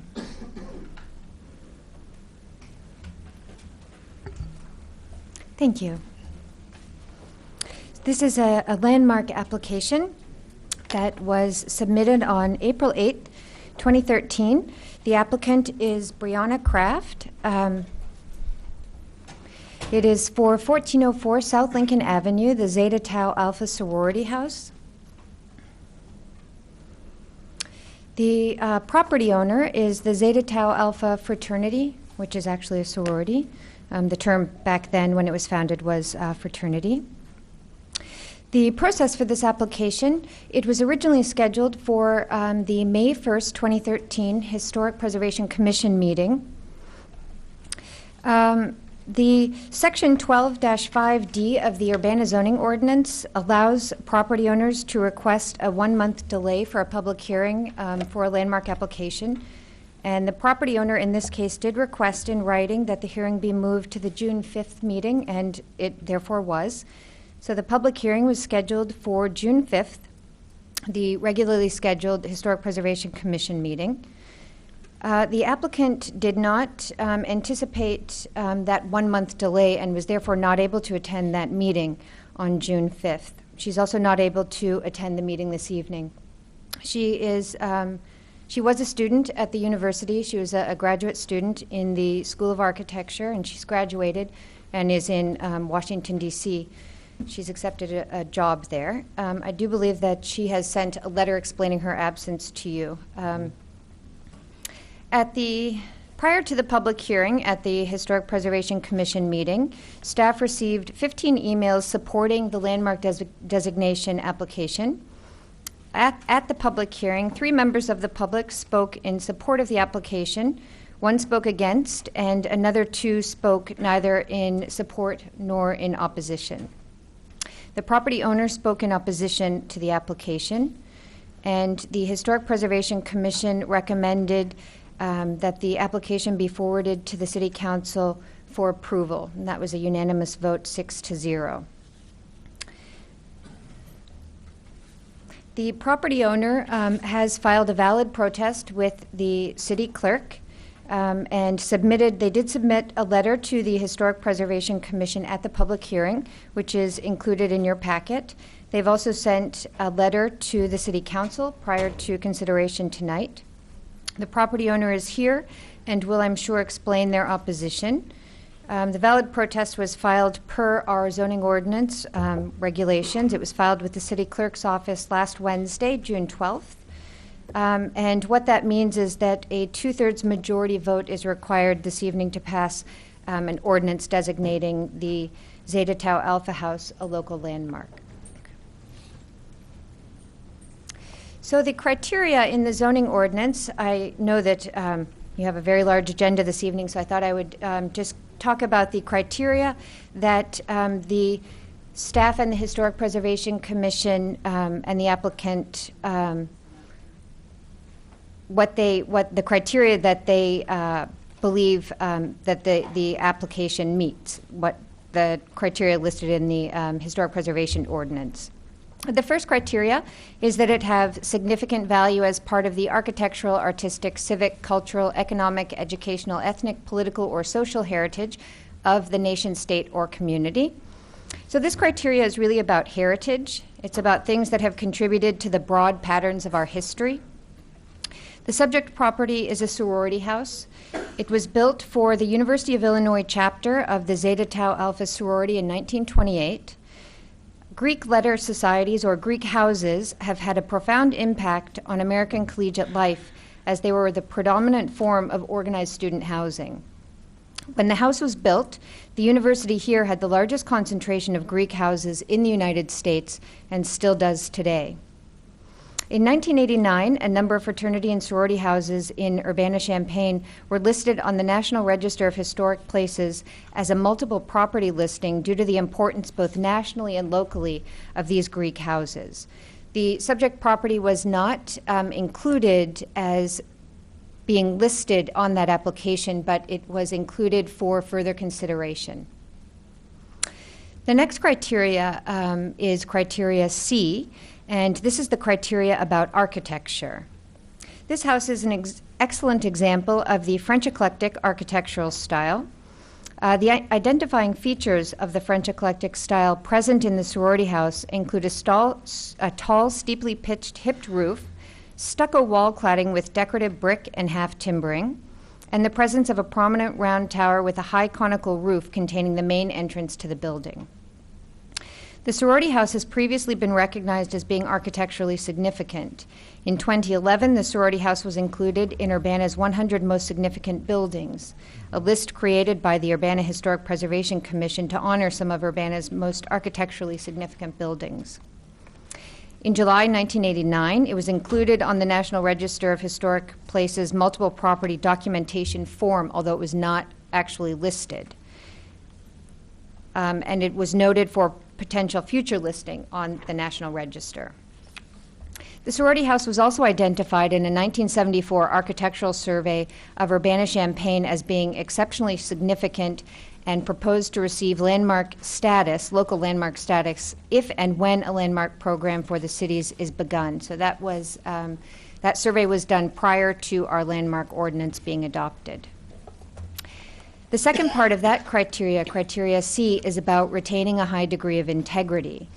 Integrity is the ability of the house to convey its significance. Although there's a large 1963 addition on the west side of the house, so this over here, this is the addition on both of these. This is the original structure, and this is an addition, 1963 addition. The addition does not compromise the house's architectural integrity as it matches the original materials and is compatible with the original structure in terms of massing and scale. The house appears to have a high degree of integrity with the original building form and massing, original windows and doors, the wrought iron balcony, dormers, and the prominent chimney. The next criteria is that of a notable work of a master builder, designer, architect, or artist whose individual genius has influenced an area. So the house was designed by the firm of Joseph Royer. Royer's significance in Urbana is well documented.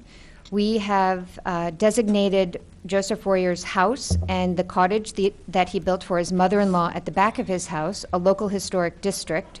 And 3 of our individual landmarks are Royer-designed buildings.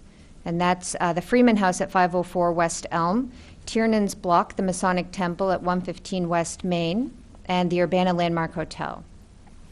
In addition, we have created a Royer Arts and Architecture District, which commemorates Royer's historic and architectural heritage. Royer is responsible for so many of our important civic buildings, including the Champaign County Courthouse, the Urbana High School, Leal Elementary School, the Urbana Free Library, and many of our downtown buildings. In 2011, a book on the life and work of Joseph Royer was published by the News Gazette, written by Brian Adams, who spoke here this evening during the public input in support of this application. This book is here, and it does list this building. It talks about this building in there. The last criteria is that it is identifiable as an established and familiar visual feature in the community. So that's really about it being a local landmark, not in terms of the definition that we have in our ordinance, but just in local parlance, that it is identifiable as something that people notice and care about in our community. So it's unique physical characteristics, the tall, steeply pitched roof, the stucco wall cladding with decorative brick and half timbering, and the prominent round tower with the high conical roof containing the main entrance to the building, and its location on Lincoln Avenue, which is a major north-south street, which serves as the western entrance to the university. So all of those together do make this an identifiable as an established and familiar visual feature in the community. So your options this evening are to approve the application in case number HP 2013-L01, or to deny the application. And the recommendation, based on the analysis and findings presented herein in the memo, the Urbanic Historic Preservation Commission and staff recommend that City Council approve the proposed landmark designation for the Zeta Tau Alpha Sorority House, in this case, as it conforms with criteria A, C, D, and E, which I just listed, of Section 12-5C of the Urbana Zoning Ordinance. And because of the written protest submitted by the property owner, approval would require a 2/3 majority of all alderpersons holding office. And I'd be happy to answer any questions that anyone has. Are there any questions for Rebecca? Yeah, one. Dennis. Rebecca, could you please just also, just for the sake of information, go over the possible benefits of landmarking, and maybe not just on the local landmark level, but the national level, and what kind of benefits can accrue from making that choice for those people who have properties? Sure. The local, if we're talking about financial benefits, the local incentive that we have is a building permit fee waiver program. So you still need to apply for and get a building permit, but we do waive the fees, and it can be significant when a significant rehab is being done. On the state level, there is a property tax freeze for significant rehab. That is for an owner-occupied dwelling. And then there is a national, a tax credit, a federal tax credit, and that is for an income-producing property. So that would be, so for example, the Lincoln Hotel, the Urbana Lincoln Hotel, could have taken advantage of that. They didn't, but they could have. Other benefits are that the part of it is pride. So a lot of, in a situation like this with a fraternity or a sorority house, a lot of fraternities and sororities embrace being on the National Register or locally landmarked because they're very proud of their structures and want to preserve them.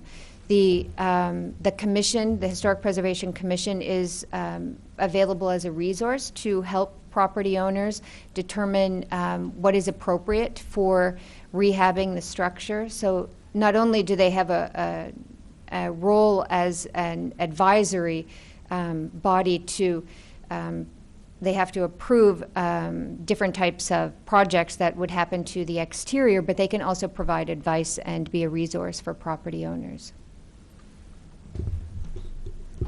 Okay, Carol Ammons. I just have one question. Can you clarify, you said the person, the applicant, was not here to express this. What's the process if somebody submits the application but they're not here? We have not had this situation happen before. It's the first time for a landmark application that an applicant is not present. I think our view of it at the staff level was that we simply carry on. The reason that she was not able to be here, so originally she turned in the application with the assumption that it would go to the May 5th meeting. So they had contacted me beforehand, and she knew what the date, the submittal date had to be to get on the May 1st meeting. And it was the property owner's request to postpone that for a month that meant that she was not able to be at the meeting. So we have processed it, we've just processed it the way we would have anyway. She has the application, the only difference is that people aren't able to ask her questions for clarification of the application, what she states in the application. Eric? Yeah, and I do note she was living here during all the time that she prepared the application, and of course she emailed all of us also in, and I believe that Bill read made note of the fact that we had received communication from her. She also, she worked for the city on the Urbana's 100 most significant, most important buildings list. So she was, we had three interns actually work on that project, and she was the architectural intern, so she wrote the descriptions, the architectural descriptions of all of the properties on that list. And so if you look at our website at the properties, including this one that are on the website, she's responsible for that work. So she was or is invested in the architecture of our community. Diane? Couple questions. Did you say that there's a property tax freeze upon the designation of this as a landmark? Not upon the designation. There is a program for a state property tax freeze. If you do a significant rehabilitation to an owner-occupied property, you can apply for a property tax freeze, and your property tax would then freeze at the level before it's revalued after the improvements. And it's frozen for 8 years, and then it thaws for 4 years before it would go up to the next level. So if it's owner-occupied, it wouldn't actually apply to this sorority then? Correct. Okay. And was there any discussion during the hearing or the commission meeting of these certified housing standards and what impact meeting those standards would have in terms of a financial impact on the sorority? I mean, I've looked at the property, and obviously there's roof work and the windows aren't up to snuff, and it sounds like the interior needs significant works, and there's quite a bit of exterior work as well. So how would the certified housing standards affect the work that needs to be done on that property? The Historic Preservation Commission was looking at it from whether or not it meets our criteria. So they did discuss some of the maintenance issues with the building, or some of the there were several different points raised during the meeting where people were talking about that work needed to be done to the windows or to the roof and so on. That wasn't that was not part of their consideration. It's not. They are in the ordinance. That's not one of the things that they would consider. But the landmarking is, from a staff perspective, is separate from considering how the property would be brought up to current standards for a sorority or fraternity house. If it is a landmark, it just means that work that is done to the exterior would require review. Some of it would be administratively reviewed, some of it would be reviewed by the Historic Preservation Commission. When there are things that need to be done to a property to meet the building safety code and life safety, that trumps the historic preservation restrictions, I suppose.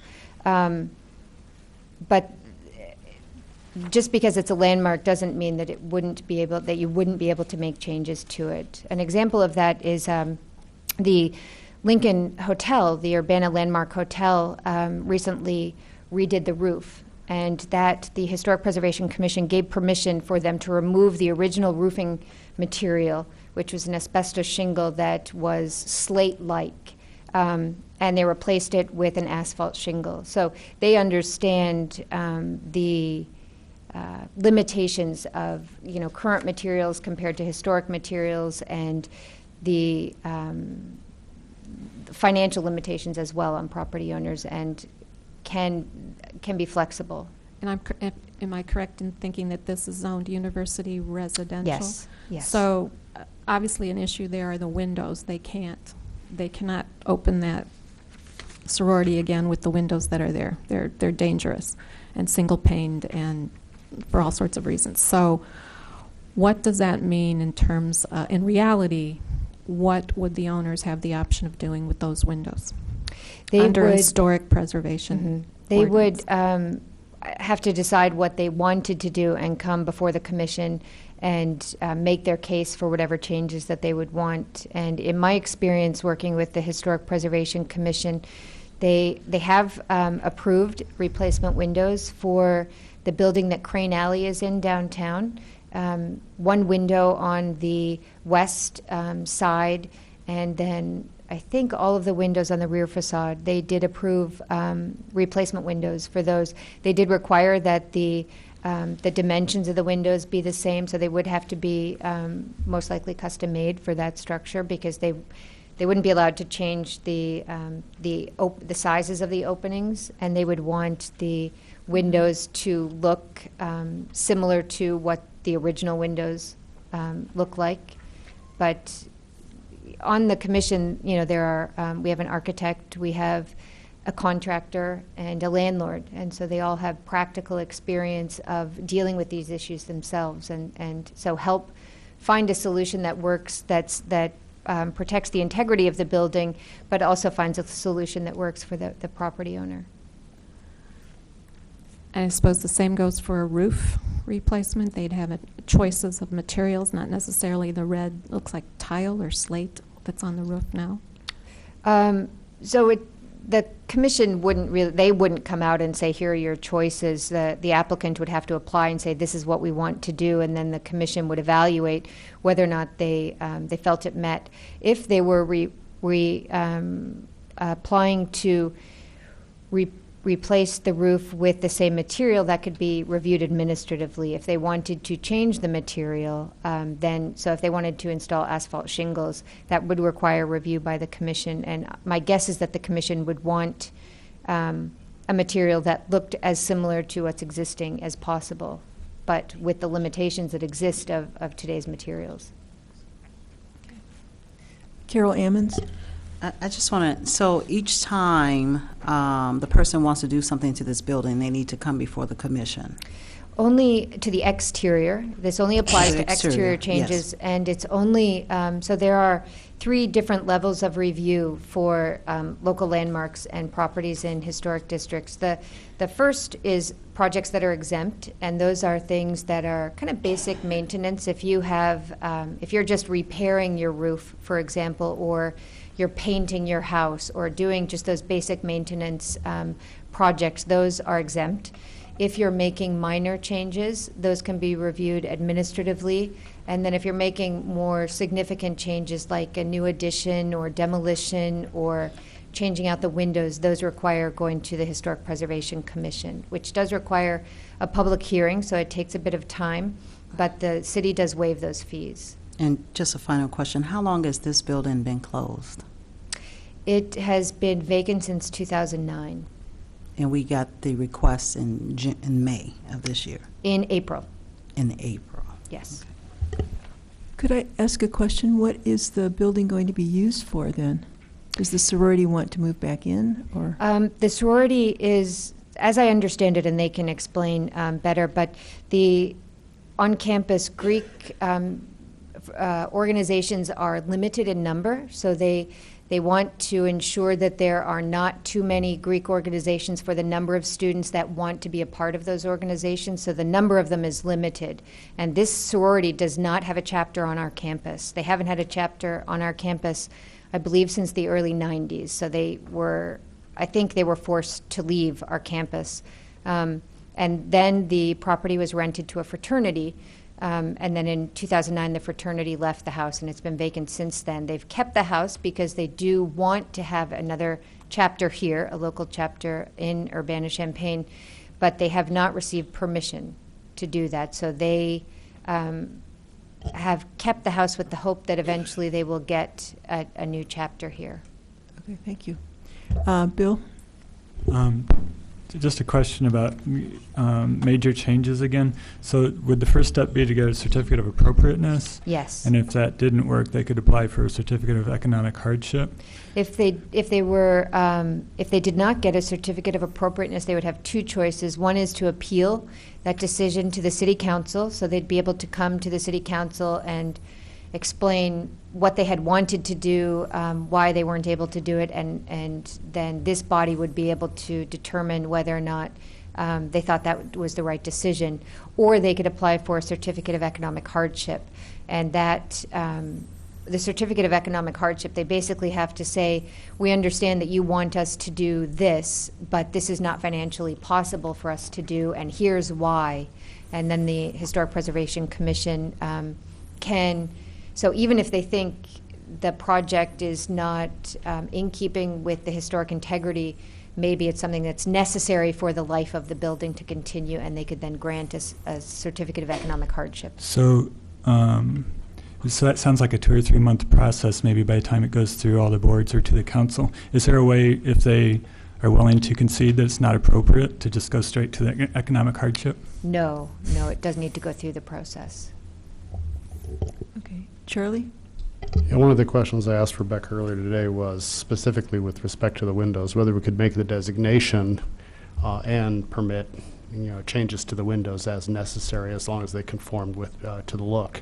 And I get the impression from Rebecca that that's not allowed, but I'm looking at Jim Simon, our attorney, to know if we could prove this as a significant, historically significant, and add a provision that would allow them to modernize the windows.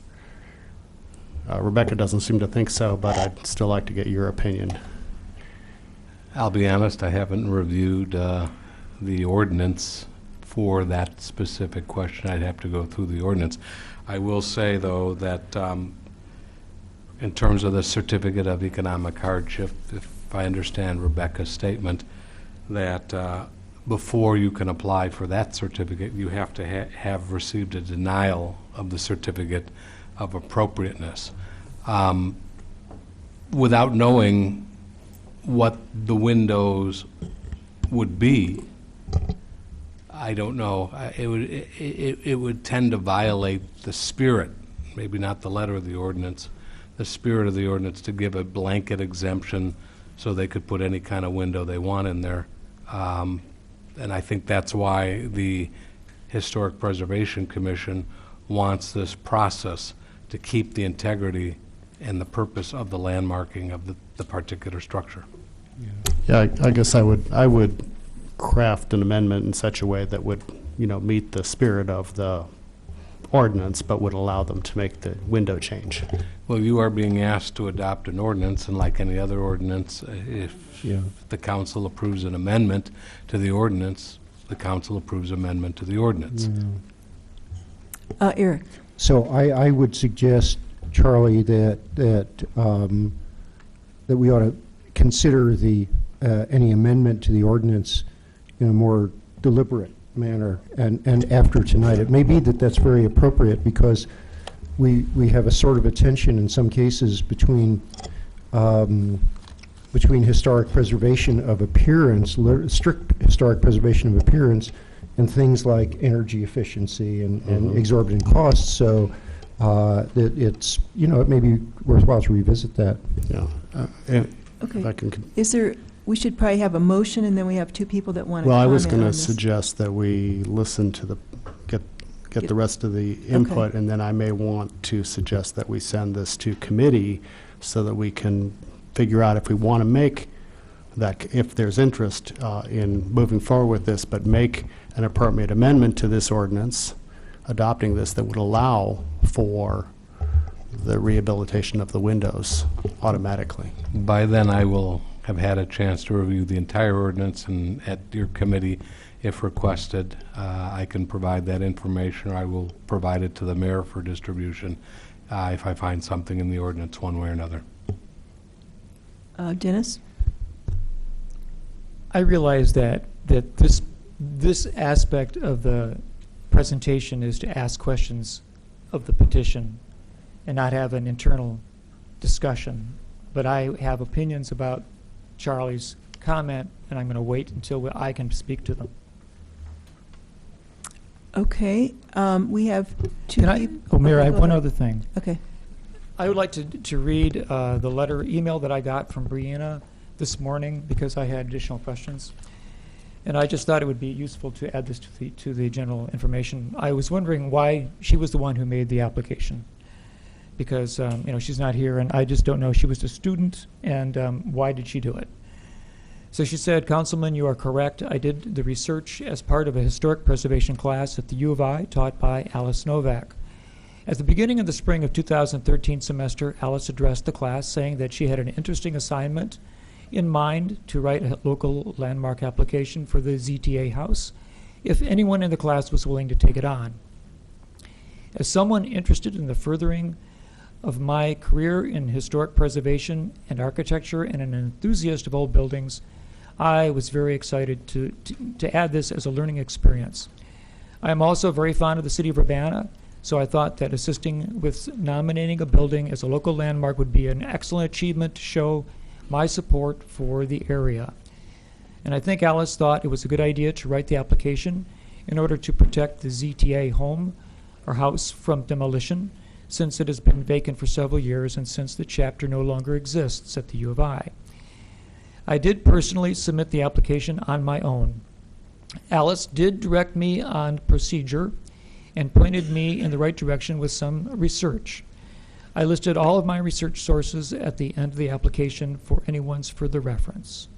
I hope this answers your questions, and please let me know if you need anything else. I apologize that I cannot come to the meeting on Monday, and of course, it's because that she's working elsewhere. Okay, Ann Tamulitis.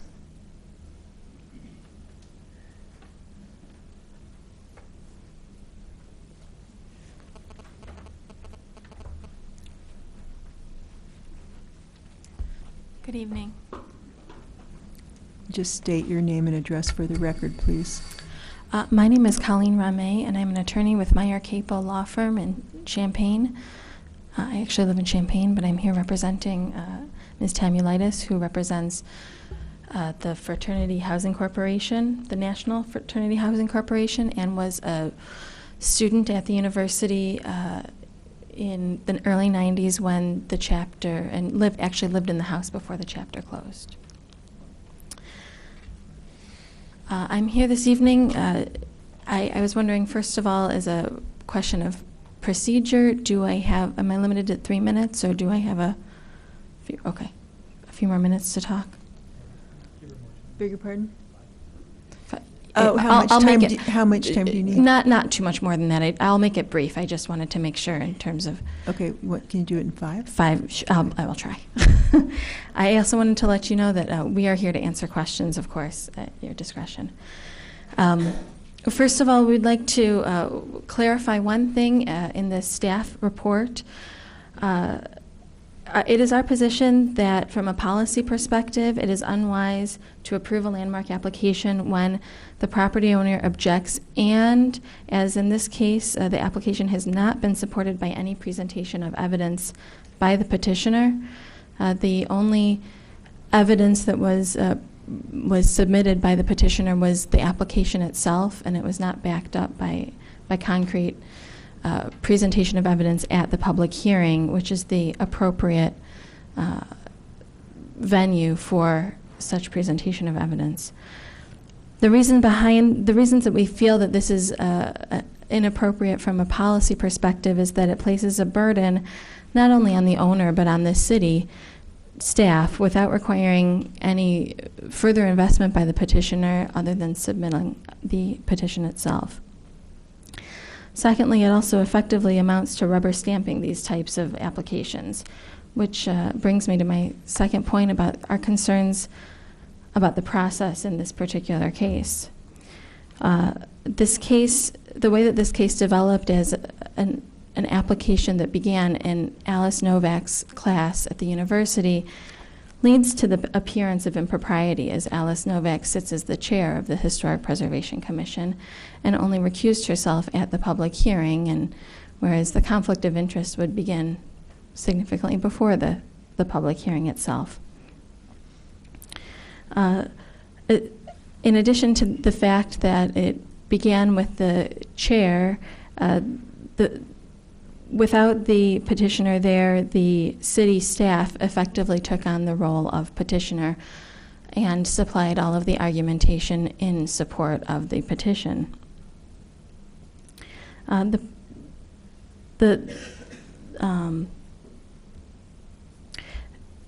addition, the city staff added to the petition by their own references to the multiple citations to the historic registry and added several elements, factual elements at the hearing and again tonight.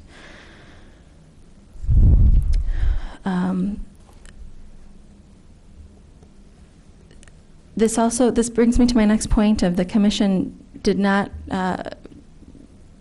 follow the ordinance. The commission found that this was a Royer house despite evidence to the contrary, and as we heard Mr. Allen testify tonight, the house was, while it was designed by the firm, it was all evidence that was presented at the hearing suggested that it was Mr. Smith who was the lead architect on the matter, and given that the plans were found with the remains of Mr. Smith's subsequent architectural firm, it suggests that he took ownership of the design. Additionally, the suggestion that the commission did not follow the ordinance rests on the burden that was placed on the owner. The ordinance provides that it is the responsibility of the nominator to provide evidence of suitability for historic landmark status, as well as documentation of such evidence. In effect, what happened at the commission public hearing was that the burden was on the owner to disprove ultimately unsupported allegations in the application. Finally and briefly, the goals of the ordinance would not be well served by the designation proposed. The stated goals are stabilizing and improving property values and promoting restoration and rehabilitation by encouraging investment. And based on the owner's previous experience with similar designations, they have had their efforts at restoring and preserving their houses have been frustrated by similar designations because funds are diverted to preserving relatively minor aspects of their houses as opposed to investing in potentially some other interior maintenance, for example, or modernization that is required to retain the property as its intended purpose as a sorority house. And finally, just very briefly, we'd like to respond to a little bit of what we've heard tonight. Many of the statements that have been made purport to introduce facts into the consideration, and I would argue that these facts presented here cannot be considered as evidence, as the appropriate venue for the presentation of evidence is the public hearing, and as the owner, we did not have the opportunity to cross-examine the factual allegations that were made. I'd also just like to respond briefly to some of what was mentioned by other property owners in the neighborhood. One citizen mentioned that the process here was followed, and that and clearly our argument is that it was not properly followed. And also, there was some mention that the owners are coming in and out and are not invested in the community, and the community members are the ones who are making the applications. On this particular case, the applicant is clearly in and out, and there's no indication that she intends to return, whereas the property owner has owned this building since 1928, since it was built. And they are invested in in continuing to see it, and the allegation that they're coming in and out to change the neighborhood is unfounded in this particular instance. Finally, I just wanted to mention that there has been no mention of a demolition ever on the table. This has not been something that the sorority has considered.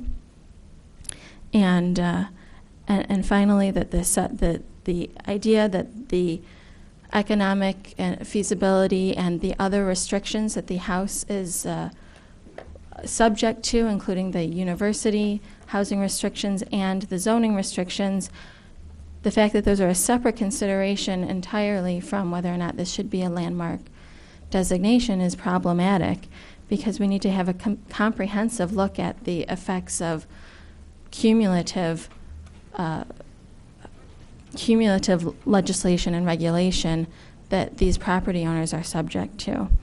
There's an expense involved in putting together these proposals required. Even if there is an application fee waived, there is an expense in time and in energy and in manpower to put together these proposals to address the certificate of appropriateness.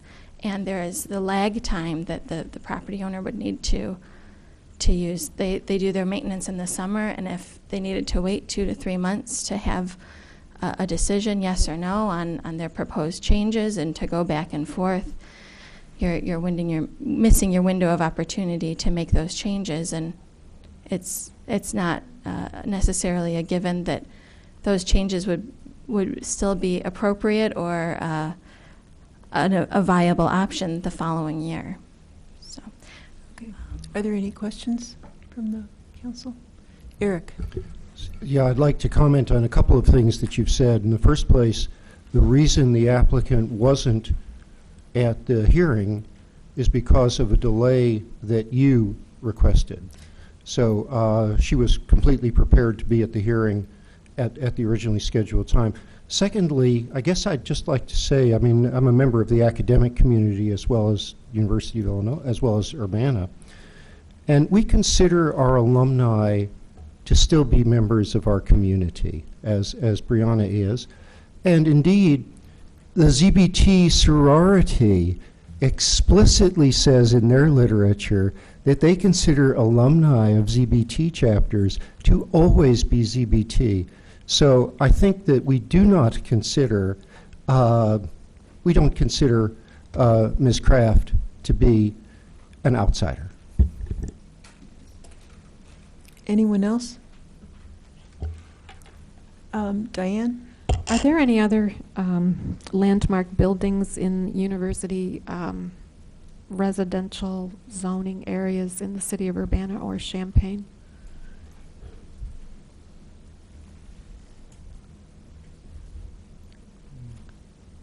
Robert Myers. And I guess the reasoning behind that question is what has been the experience?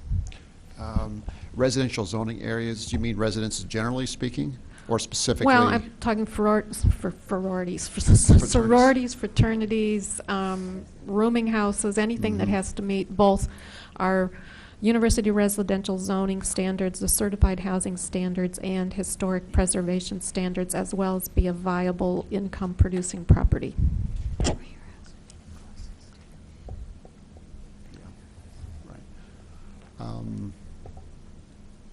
That was Rebecca Bird. She was just mentioned the Royer House nearby, which is apartment house. I don't know if it's certified student housing though, but that's a local landmark.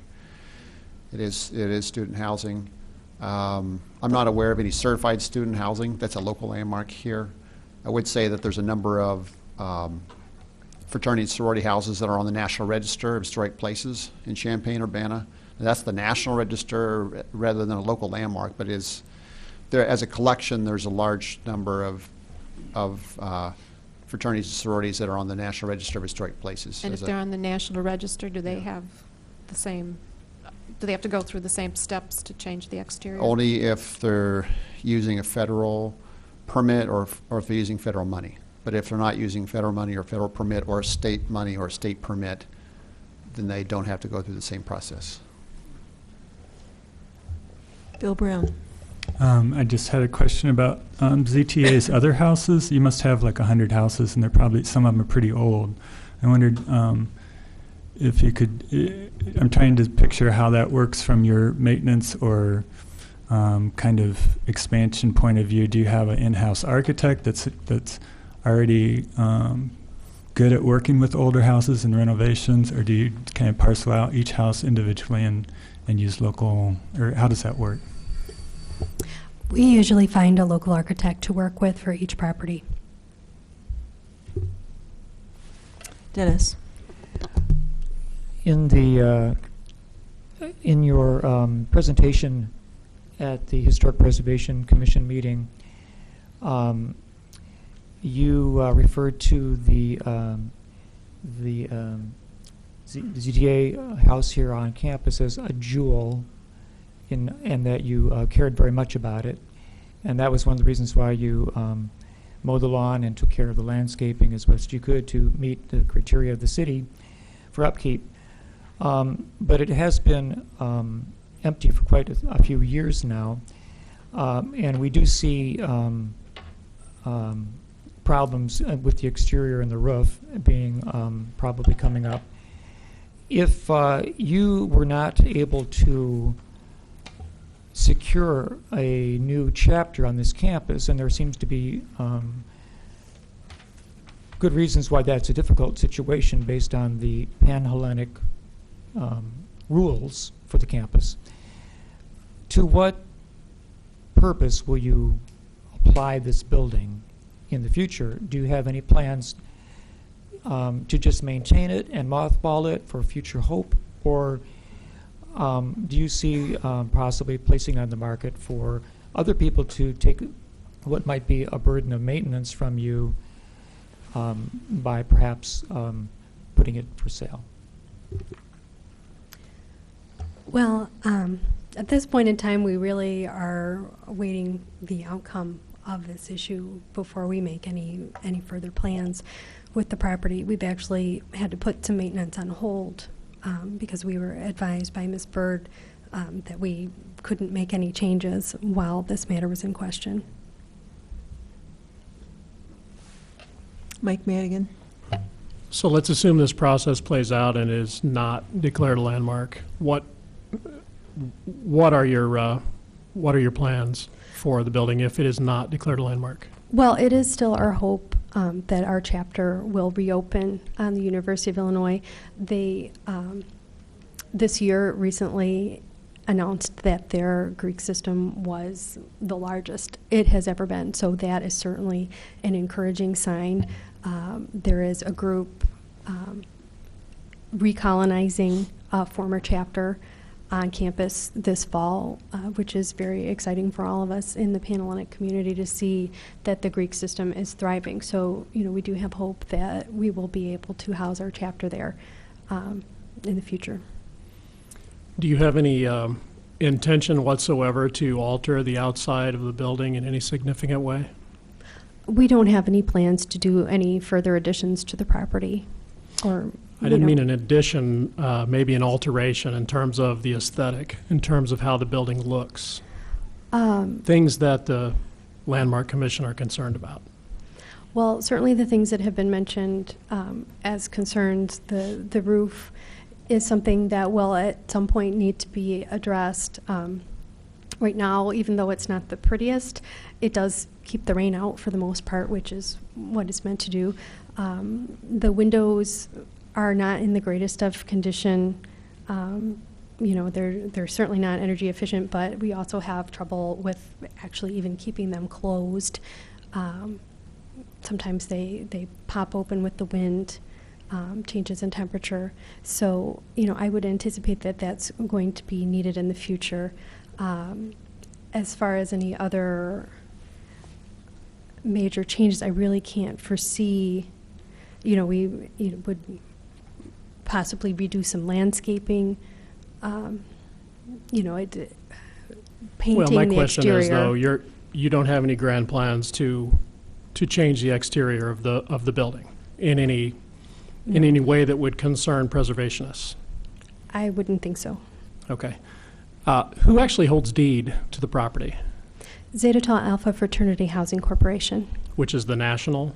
It's the national arm of the fraternity that handles housing. Okay. And have they always owned the property, or was it owned by the local chapter at some point in time? It was actually built by the alumni of the Alpha Kappa chapter of Zeta Tau Alpha, which was the name of the collegiate chapter there. Funds were raised. They built it, which was common practice at the time.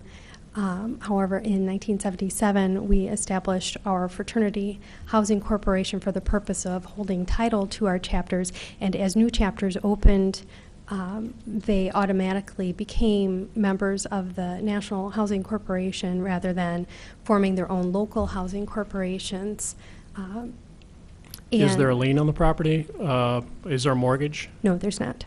Okay, so it's owned outright. Yes. And you pool all the funds so that you can manage all of the properties nationwide? So it's Yes. not an issue of, if you don't have a local chapter, you don't have some funds to keep it maintained? That's correct. Okay, thank you. Okay. Another question? No, I'd like to call the question. We have one other person that wants to speak, but thank you very much. Thank you. Henry Novak.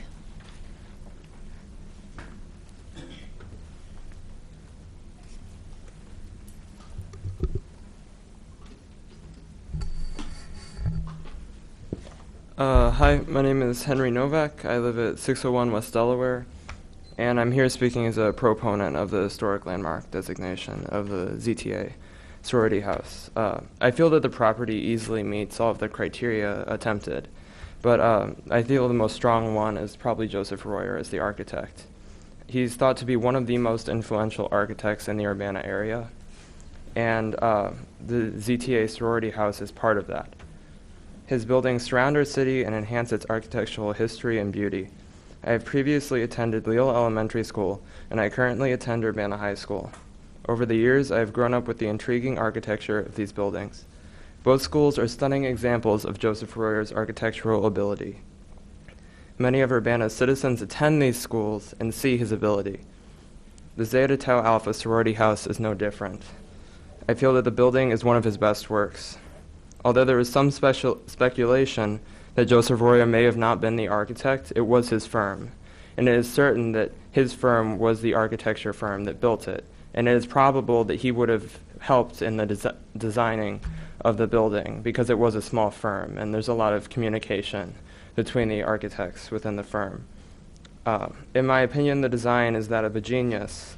It looks like a castle, as we heard earlier, and I remember walking by it and going by it as a young kid thinking, oh, it is a castle. It is a visual landmark in the eyes of the neighbors and the community. And I would say that the community is bonded with the historical appearance of the house. So tonight I ask the council members to observe how the building contributes to its community. We have a large outpour of support here, I would say. And look at the criteria and ask yourselves if it is worthy of a landmark. I would also like to ask the owners to respect that the building is appreciated by its community. And speaking on behalf of the community, we would like to see this landmark put in writing tonight. Thank you. Thank you. Any questions? Okay, is there a motion? Okay, Carol, did you make a motion? Oh, you said call the question. It has to be a motion to either approve it or not approve it, or vote, or- I move adoption. I'll second.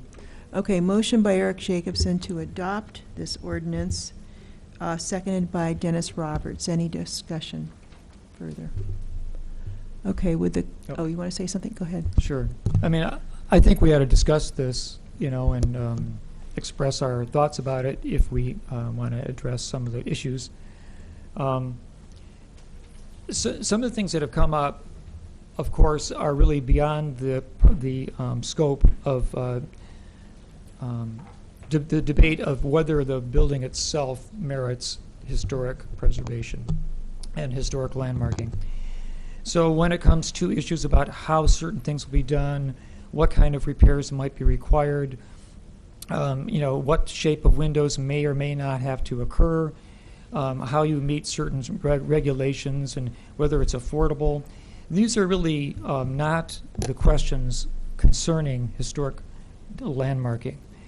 The landmarking is based on the criteria, and the criteria are specified in the application that are being approved or offered. So the criteria are that and I think it's interesting that the Historic Preservation Commission, whose guidance we must rely upon because none of us are really as adept in understanding all the details of historic preservation and the details of the structure itself and the architectural styles. I think that the fact that the Historic Preservation Commission sent it to us with a recommendation of 6-0 in favor is a strong one. And so when I'm supporting this nomination, I'm supporting it on the basis of the criteria that were presented, that it has significant value as part of the architectural, artistic, civic, cultural, economic, and educational, ethic, political, or social heritage of the nation, state, or the community. Certainly it does for our community. And the discussion about the importance of the Greek system in our community and its history, certainly at the beginning of the establishment of the school, of the U of I. If you look at the old yearbooks, they're filled with group pictures of those individuals who are either in boarding homes or establishing Greek communities, and this was common and an important aspect of the institution of the school as it started, and it still continues today. It's also a representative of a distinguishing characteristic of an architectural type, which is inherently valuable for the study of the period, style and craftsmanship, method of construction, or the use of indigenous materials, which retains a high degree of integrity. And we're talking about the French chateau style. It's a sub-style. It's a revival style, and it's very distinguishable by the conical room, the circular room with the conical roof, the high-pitched roofs, the way that the window treatments are, and the brickwork and the details that have been expressed and shared, and are pretty. I'd like to ask a point of order on this matter, just in the sense of redundancy at this point for my. I'm having trouble hearing you. Oh, I'm sorry. I'm asking for a point of order for redundancy on this matter because my colleague is repeating the same process that we've already done through staff presentation. We've been doing them through staff presentation, but the city council has to make its. I'm asking the city attorney for a ruling on this point of order. I believe Councilman Roberts has spoken once already, if I'm not mistaken, and he certainly can speak a second time under council rule, rather than Robert's rules, no relation, under council rules. He has the opportunity to speak twice.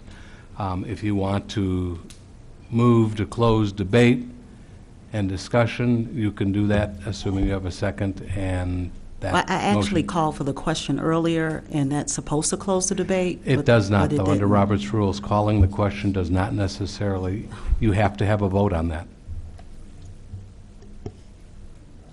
And the only reason why I'm going through this is so that the council needs to stand on strong principles for passing an ordinance which affects property owners. And we have to understand that we're doing this not on the opinion of certain comments have been made tonight, but on the actual comments of the ordinance and its appropriate structure. Well, that's not the right word, but this is a semi-legal moment. So I'm just supporting it, and this is my opinion that this to continue that it is a notable work of a master builder, designer, architect, or artist whose individual genius has influence in the area. And I think if you could say master builder, you're also talking about a master builder's company or business, and that's Joseph Royer. And that it is indefinable, it is indefinable as identifiable as an established and familiar visual location or physical characteristics. So I think that the application meets these criteria, and so I support it. Okay, we have a motion. Oh, Charlie? Yeah, I'd like to send this to committee so that we can clarify the issue I raised with our attorney. I don't think there are 5 votes at the time, right now, to support. We could take a vote. Well, then it's probably going to be defeated. I think if we send this to committee, we can work out some of the details that might allow us to, as many people know, I like to have my cake and eat it too. I don't see 5 votes right now to make this to vote in favor for this ordinance. And so I would move to send this to committee so that we can get some clarification from our attorney to possibly allow for finding of a historic significance here, yet still allow the sorority to make the necessary changes that they need to make to the windows and the roof in a timely fashion that would conform to the spirit of the ordinance. I would second that. Okay, we have a motion on the floor. So I mean, does the maker of the motion want to rescind it? That's Mr. Jacobson. Well, no, I moved passage of the ordinance, so I will, I will rescind my motion in favor of Mr. Smith's. Is that okay with the second?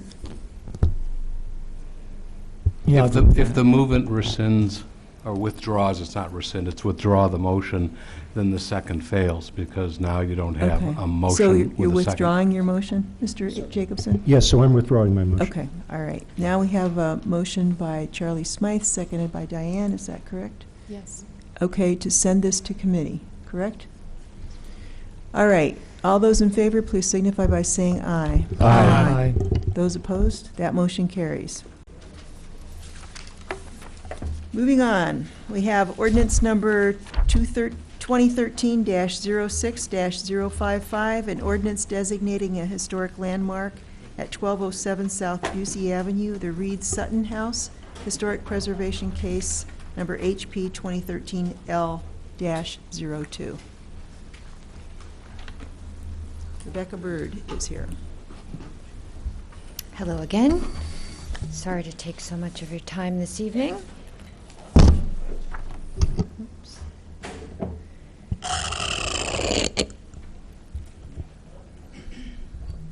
So this is another landmark application.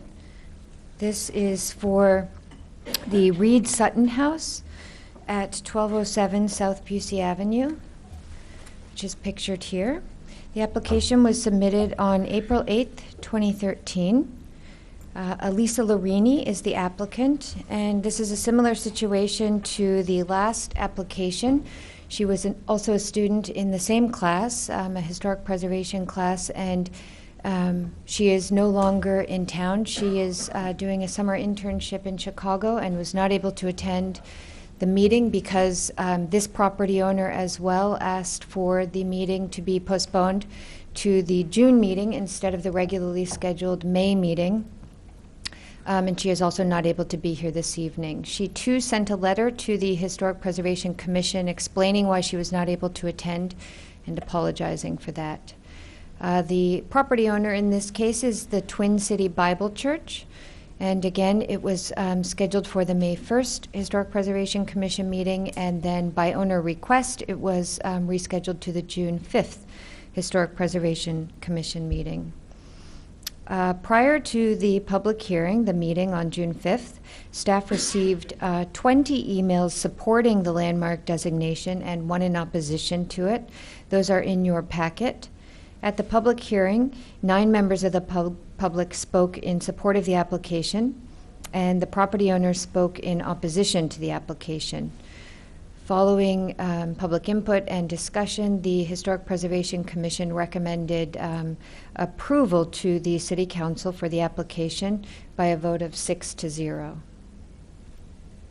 Again, in this case, we have property owner opposition. The property owner sent a letter to the City Council prior to consideration this evening, and the property owner is here, and I'm sure they'll explain their opposition. A valid protest was filed with the City Clerk's office last Tuesday, June 11th, 2013, and in this case also that means that a 2/3 majority is required to pass an ordinance designating the house a local landmark.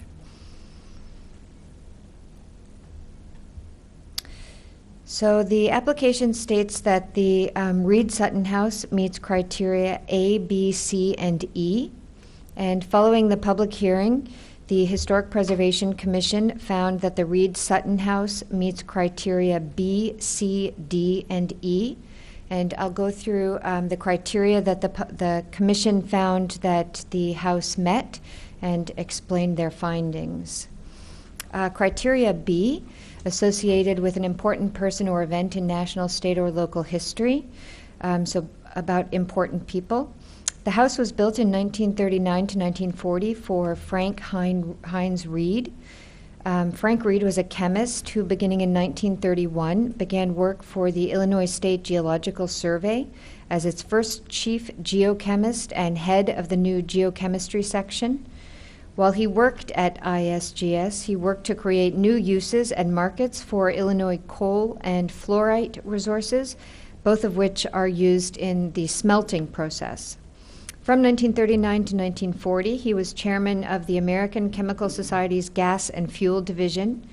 In 1945, he was one of 200 scientists and industrial experts sent to Germany to study German technical and war secrets on behalf of the Foreign Economic Administration. And there's more information about Dr. Reed in both the staff report and in the application. The second occupants of the house are the Suttons. Robert Mies Sutton and his wife Elizabeth bought the house in 1965. Sutton was a historian and held several positions at the University of Illinois, including history professor, associate dean of the graduate school, and associate dean of the liberal arts and sciences school. During Sutton's tenure in the House, he was president of the Illinois Historical Survey and the Illinois State Historical Society. More information about Dr. Sutton can also be found in the staff report and in the application. And following the hearing, the Historic Preservation Commission found that the Reed Sutton House was the residence of two notable scientists and scholars who contributed measurably to their fields, and in Professor Reed's case, contributed greatly to the advancement of geochemistry. For criteria C, that representative of the distinguishing characteristics of an architectural type inherently valuable for the study of a period, style, craftsmanship, method of construction, or use of indigenous materials while retaining a high degree of integrity. So here the Commission found that the house met this criteria for the valuable use of the indigenous material of the Joliet limestone, which the entire house is clad in Joliet limestone, and that it retains a high degree of integrity. The house has elements of the Tudor English Revival architectural style, but it is not representative of the distinguishing characteristics of the architectural type. It does, however, use an indigenous material, Joliet limestone, which a statewide preservation advocacy organization, Landmarks Preservation Council of Illinois, recognized as significant in 1988. As to the integrity of the house, it does have a high degree of integrity. Blueprints, original blueprints, show that the house is almost identical today to when it was built, with the exception of several second-story windows which have been replaced. Following the public hearing, the Historic Preservation Commission found that the Reed Sutton House employs a unique use of indigenous materials, specifically the Joliet limestone used on the facade, and retains a high degree of integrity. For criteria D, notable work of an architect, a master architect, the Reed Sutton House is designed by architect Edward G. Oldfest of a Chicago-based architecture firm Oldfest and Williams. The fact that the Reed Sutton House was designed by an architect is somewhat unusual, as most houses are not architect designed, but even more unusual is that it was designed by an architect of Oldfest stature. Several of Oldfest's other buildings have been landmarked, at least one in Chicago and one in Lake Forest, Illinois. One other Oldfest building is present here in Urbana-Champaign, pardon me. Delta Kappa Epsilon Fraternity House at 313 East John Street in Champaign was designed by Oldfest. It also has elements of the Tudor architectural style. And it is listed in the National Register as part of the multiple properties listing that I mentioned in reference to the last application for Greek houses. The Historic Preservation Commission found that the Reed Sutton House is the design of noted Chicago architect Edward Oldfest, whose work in central Illinois is not often seen. And then criteria E, that it is a visual landmark. Although the physical characteristics of the Reed Sutton House are more subtle rather than dramatic, the use of the Joliet limestone is relatively unique. And following the public hearing, the Historic Preservation Commission found that the Reed Sutton House is an established and unique feature of the community owing to its peculiar limestone construction. Oops. Sorry. Oops. So your options in this case, HP 2013 L02, are to approve the application or deny the application. And the recommendation, based on the analysis and findings presented in the staff report, The Urbana Historic Preservation Commission recommends that the Urbana City Council approve the proposed landmark designation for the Reed Sutton House. And because of the written protest submitted by the property owner, approval would require a 2/3 majority of all alderpersons holding office. I'd be happy to answer any questions. I don't think we have any questions. Oh, Eric. I just have one comment. You know, I'm a scientist at the University of Illinois and also an elected official, and we have so many internationally eminent scientists that they far outnumber the elected officials. So I'm so happy to hear that an internationally eminent scientist is actually recognized as a notable person. Okay. We have two people that want to talk about this. Brian Bloom, representing Twin City Bible Church.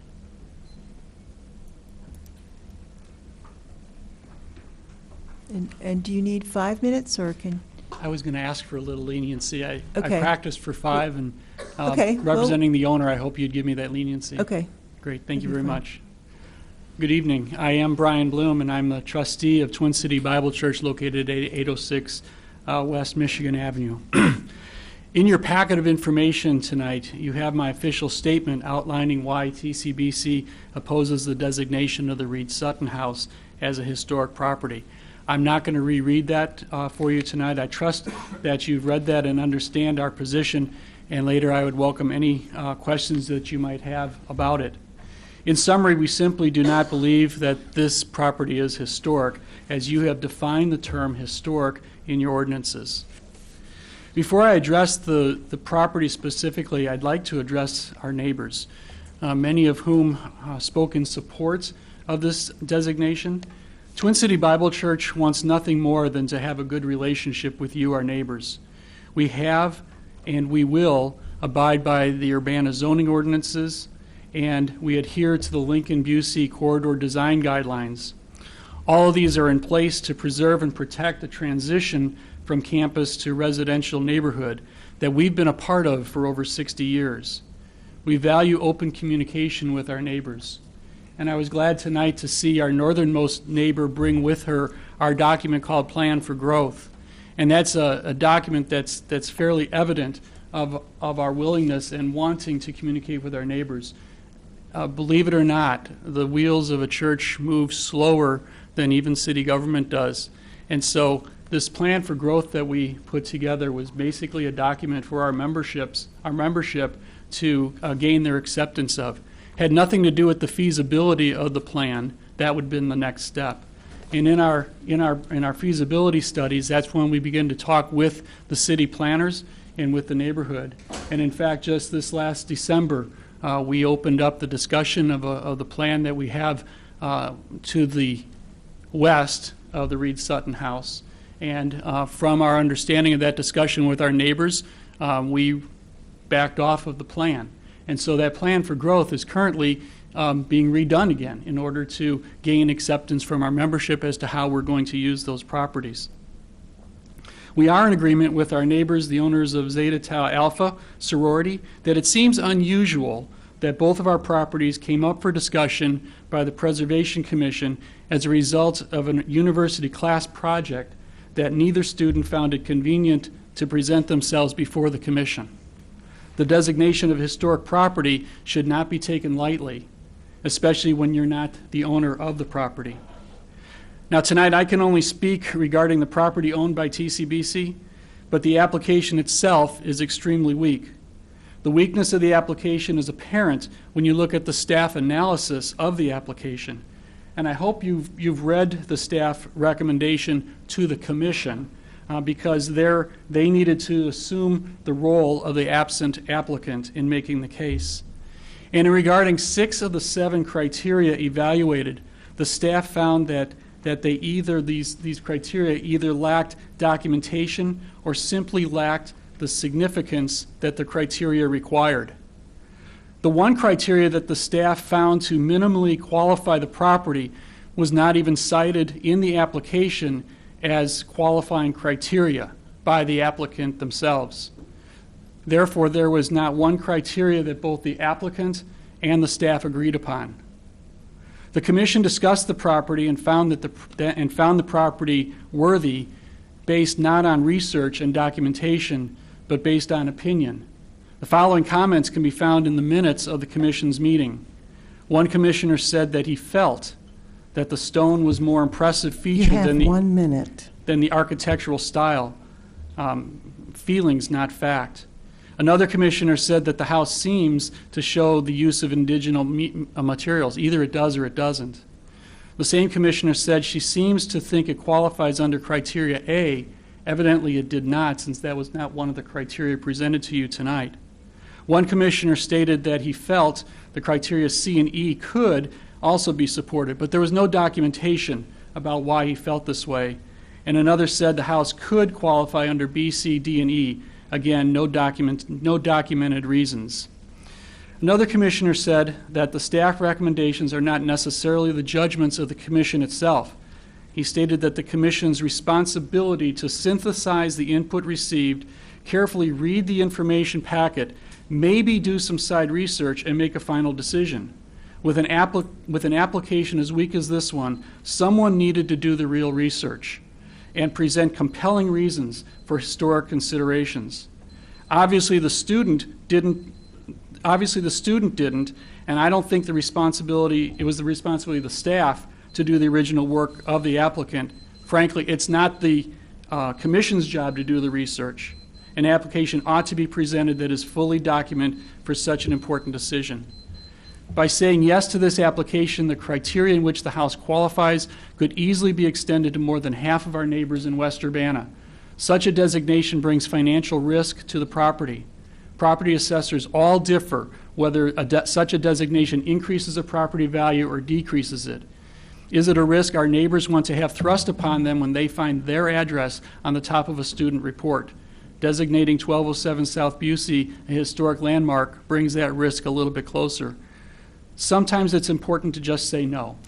This is such a case. And if you can't say no tonight, would you please return the application and ask for more documentation? Historic preservation is a very important aspect of a city with the history of Urbana. You need to protect the integrity of this historic program by saying no tonight.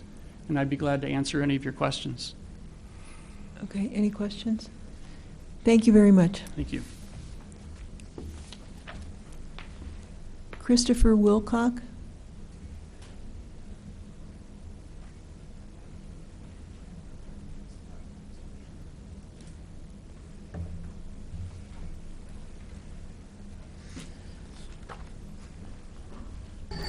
My name is Christopher Wilcock. I live at 710 West Michigan Avenue. It's late and I appreciate all your attention. I am not going to read my prepared statement that I gave before the Historic Planning Commission, but I don't think I have quite enough copies, but I did want to turn it into the record. What I'd like to do instead is say that I wish to commend the work of the Historic Preservation Commission in general and specifically for their review of the 2 landmark applications on June 5th, 2013. I believe the Commission did a much more thorough and complete job of preparing the landmark ordinances than was prepared by city staff. During staff's presentation, which was referred to just a moment ago by the property representative, this city staff only identified one criteria E of section 12(5)C of the Urbana zoning ordinance, where the staff interpreted the criteria as identifiable as an established and familiar visual feature. Actually, this is one where they said they didn't think it qualified, and fortunately the Historic Preservation Commission had a different interpretation. Earlier, the attorney from Meyer Capel said they didn't think that the Historic Preservation Commission should be adding to the ordinance, which I think is completely wrong. The Historic Preservation Commission are the experts, and they were most appropriate to review all the possibilities and to amend the ordinance because staff simply, at one point, staff actually said that their interpretation was that a building on a hill or a prominent bend in a river. This was a quote from June 5th. Well, if that's the case, if you have to be on a river or on a prominent hill, then I don't think there's going to be very many properties anywhere in Urbana that are ever going to qualify as historic. So I commend again the Historic Preservation Commission for forwarding the ordinance to you by an unanimous vote. Finally, as a member of the West Urbana community, I would support a move to create a West Urbana Historic District to protect all our properties and to alleviate the need to argue individual landmark designations every time each historic property is threatened. Finally, the church owners, they time and again have said what great neighbors they wish to be. However, their actions over and over again show that that's really not their intention, and I don't expect it to be. They're running an evangelical church, and so when it came up with 806 West Michigan, when it came up with 808 West Michigan, they got their way and they tore down those properties. When their plan to take over the entire block became public, and they decided they would have to remove their demolition permit request for 804 West Michigan. Every time they say they respect the neighbors, but when we ask them to consider this ordinance and to accept the historic nature of this property, which it definitely qualifies for, they once again object. Thank you.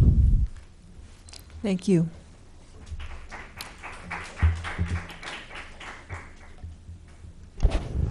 Charlie? I'd like to move approval. Second. Any discussion? If I could speak to the motion. Okay. Yeah, I think I totally agree with some of the statements made by Mr. Wilcox. In his note here, he talks about it being an essential anchor to the block and the corner on which it's located. As many of you know, I'm a strong proponent of the Busey-Lincoln corridor zoning, which creates the buffer between the west half and the east half. That east half needs to be R2, low density, against the high density that's along Lincoln Avenue. We need to maintain that. We have a unique, very good-looking house. Might be a little small. It's not a castle. It's not a huge building structure. It's a really good-looking house with very unique features. It's an asset to the neighborhood. And yes, there are probably many of these in the neighborhood that would qualify, but this is a good starting point for adding to the collection that we do have in the neighborhood. Thank you. Any other Eric? Yeah, I'd like to comment on what the opponents have said about the appropriate role of the Planning Commission or any commission in the indeed, any city commission. Their role, I don't believe, their role is to use their best judgment to decide on the merits of the case. This is not a courtroom where there's a burden of proof on one side or another side to prove anything. This is not, from the commission's point of view, I haven't served on that particular commission, but from the point of view of any city commission, this is not an adversarial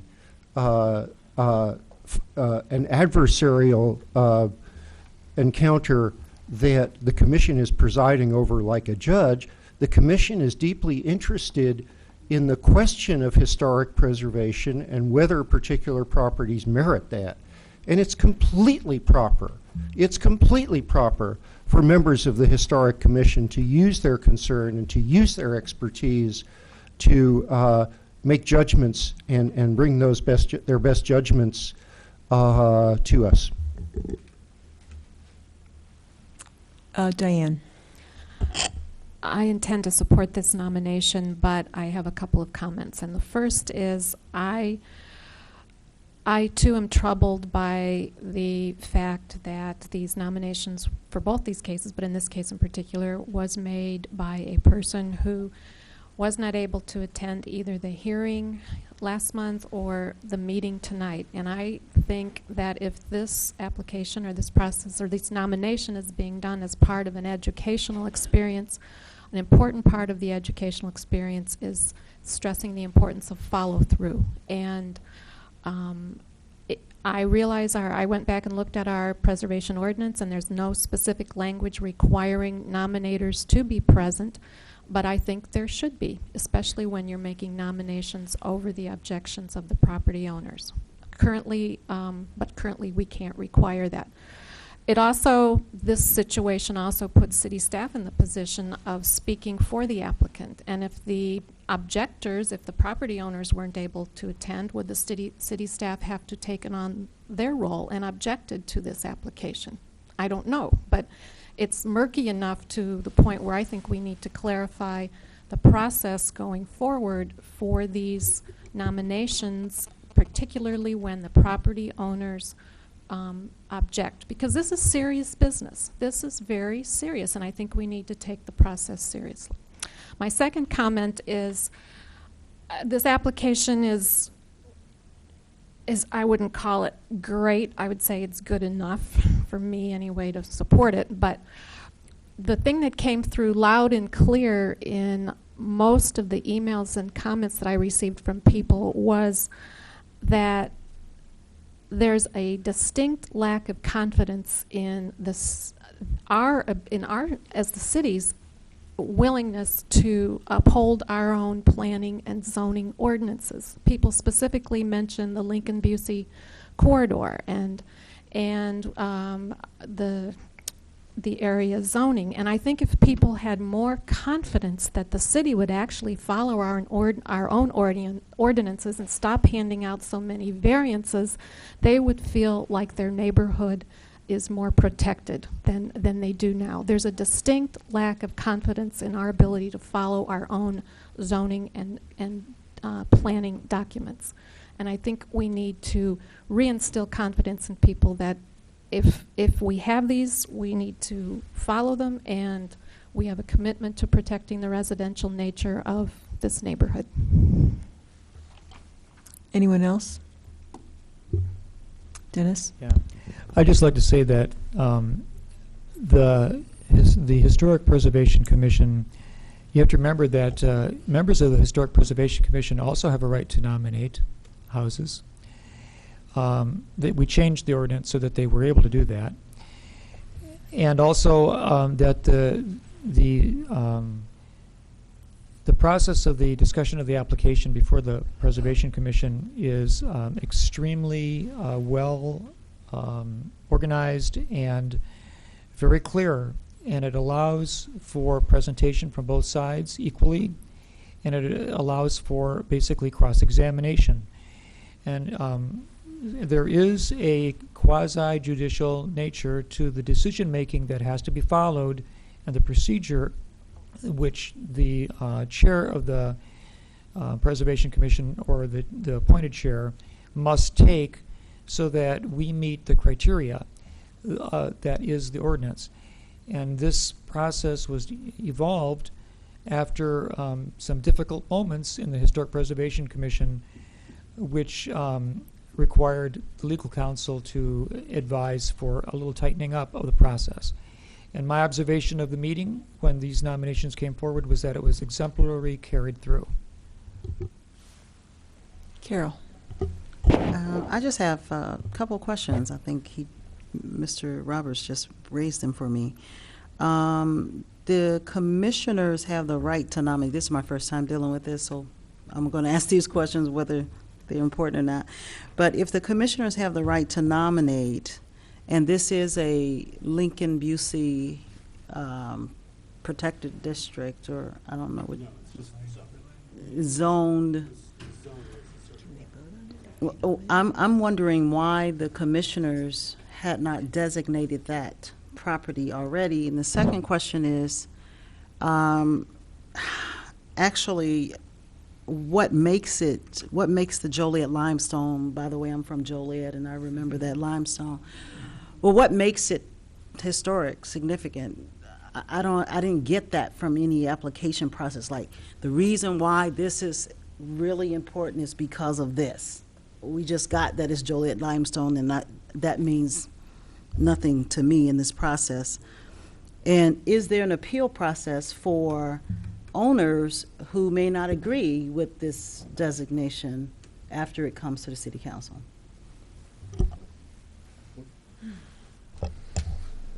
The only question I can't answer, I think, is Joliet limestone. So I'm going to ask Rebecca if she can provide more, because there's actually a report. There's a whole study that was written on Joliet limestone historic buildings. But the other parts of the question, there's a corridor a block deep between Busey and Lincoln, and it's I'll even call it a flashpoint in some respects in terms of planning, zoning, and uses of properties, because it's a transition between the institutions of the campus and the residences of the West Urbana neighborhood. And so this corridor, I believe, is very carefully planned and maybe has more land use decision-making authority in this body than any other area of the city. I'll just throw that out. What I mean by that is this particular block, there's four different land use controls, you might call it, that the city council already has over this area. And those are the 2005 comprehensive plan. If you look on the future land use maps, there's inset in those maps specifically for the Lincoln-Busey corridor that shows parcel by parcel what the future land uses are of those parcels. Second, any expansion of a church or use of a church requires a special use permit, and that will be approved by this body. Third, there's something called demolition delay ordinance, so that any building, including this one, that where there's a demolition application that we receive, we have to automatically delay it for 45 days, notify the neighbors and everyone. And during that 45-day delay, someone could submit a landmark application at that time. And then, so that essentially that puts it in your hands to say yes or no on whether or not it would become a landmark at that time. And then finally, the last thing we have is design review over this corridor already, so that any major exterior changes, the Lincoln-Busey design guidelines. In fact, we have a design review board that this is one of the two areas that they have review over for exterior changes for this building and other buildings in the Lincoln-Busey corridor. So any use of this property as a church or church office, any demolition of this building, any exterior changes that are major, you already have review over that currently. Okay. Thank you. And just the appeal process on this. Oh, the appeal process. This is part of the zoning ordinance, and so we've always seen it as a legislative action by the city council. So whatever appeals there would be for legislative decisions, and I see that you have a good answer. This particular ordinance provides no process beyond the council process. So the next step, if one were to object to a vote, whichever the vote went, but let's say approving landmark status, would be court. They'd have a right to go to court. And let me just clarify one thing that came up in the last vote, now that I have the cite to this appropriate section, and it's come up periodically recently, and that is motions to call the question. They're known as a subsidiary motion. Article 5, Section 29 of Robert Rules of Orders, which I now have with me, provides that that motion will take precedent over any other motion. There will be no debate, but it requires a 2/3 vote of the council to call the question and suspend debate. Well, yeah, motion and a second.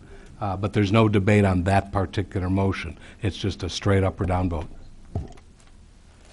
Okay. We have a motion and a second. Oh. Did you want, I can talk to the limestone, the Joliet limestone. So this up on your screen is the report that was published by the Landmarks Preservation Council of Illinois, a statewide preservation advocacy organization. And it basically documents Joliet limestone, which is relatively, it's an indigenous material, or as close to indigenous as we have here, other than wood. It was There were some issues with the unions in Chicago, so the limestone that was quarried in Joliet did not continue in the way that limestone in nearby states continued, and therefore it's relatively rare. And Landmarks Illinois does state in this document that it is worthy of preservation in their opinion. And just to be absolutely clear, one of the criteria for historic preservation is the use of indigenous materials, and especially a distinctive use of indigenous materials. And I'll just add, I really take a second look at that house, and always have for years and years and years and decades, every time I go by. And it's because it is distinctive, and part of the distinctiveness is the design, and part of the distinctiveness is, in fact, the limestone. Oops.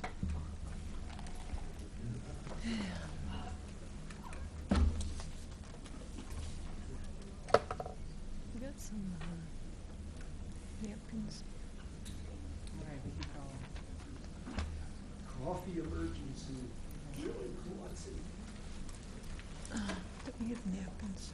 Paper towels, whatever. Yeah.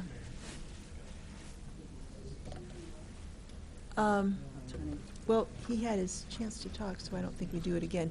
We won't get back and forth here. We're just going to vote.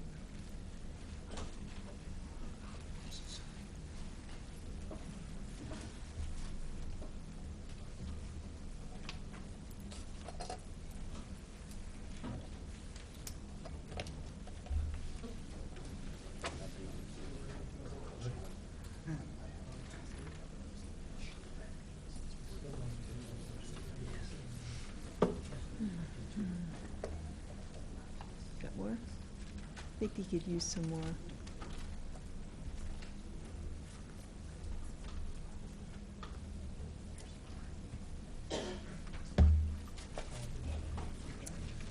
I think we can resume. Okay, we have a motion and a second. Would the clerk please call the roll?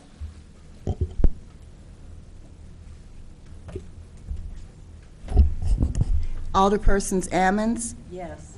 Brown. Yes. Jacobson. Yes. Madigan. Yes. Marlin. Yes. Roberts. Yes. Smythe. Yes. That motion carries. Next is ordinance number 2013-06-057, an ordinance ascertaining prevailing wages for Move approval. 2013 to 2014. I move approval. Second. Okay, motion by Marlin. Did you say something? Do any of the And new council second members need by- to know about this? No, They're all good? Okay. you don't need to know. Okay. We have to do Yeah, this. I know she knows it. Bill knows it, okay. Okay. Would the clerk please call the roll? Mayor, may I ask who seconded that? I believe it was seconded by Charlie. Is that correct?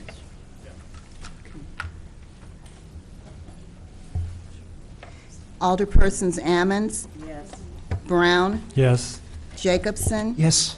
Madigan. Yes. Marlin. Yes. Roberts. Yes. Smythe. Yes. Mayor Pressing. Yes. That motion carries. Next, we have Finance Department reorganization. Mrs. Mayor, Bill DeJarnette. I'm actually asking to be recognized on this item. On this item? Oh, okay. Finance Department reorganization? Okay. Carol Ammons wants to say something. I actually want to make a motion to defer this Finance Department reorganization to the Committee of the Whole, the next Committee of the Whole. Okay, there's a motion to defer this to the next Committee of the Whole, seconded by Charlie Smythe. Any discussion? I guess there wouldn't be on this. All those in favor, please signify by saying aye. Aye. Aye. Those opposed? That motion carries. Okay, Bill, we'll see you at the next Committee of the Whole. Thank you. They just deferred it. We got a budget now. Okay, now, Ordinance number 2013-06-052, an ordinance approving the annual budget for 2013 to 2014. You want to start off? Yes, let me pull this file. As we've discussed before, this budget really doesn't have any significant changes from the prior year. The primary issue will be the social service funding. It's in the budget at a different amount than what you will be passing. And let's pull that. Hold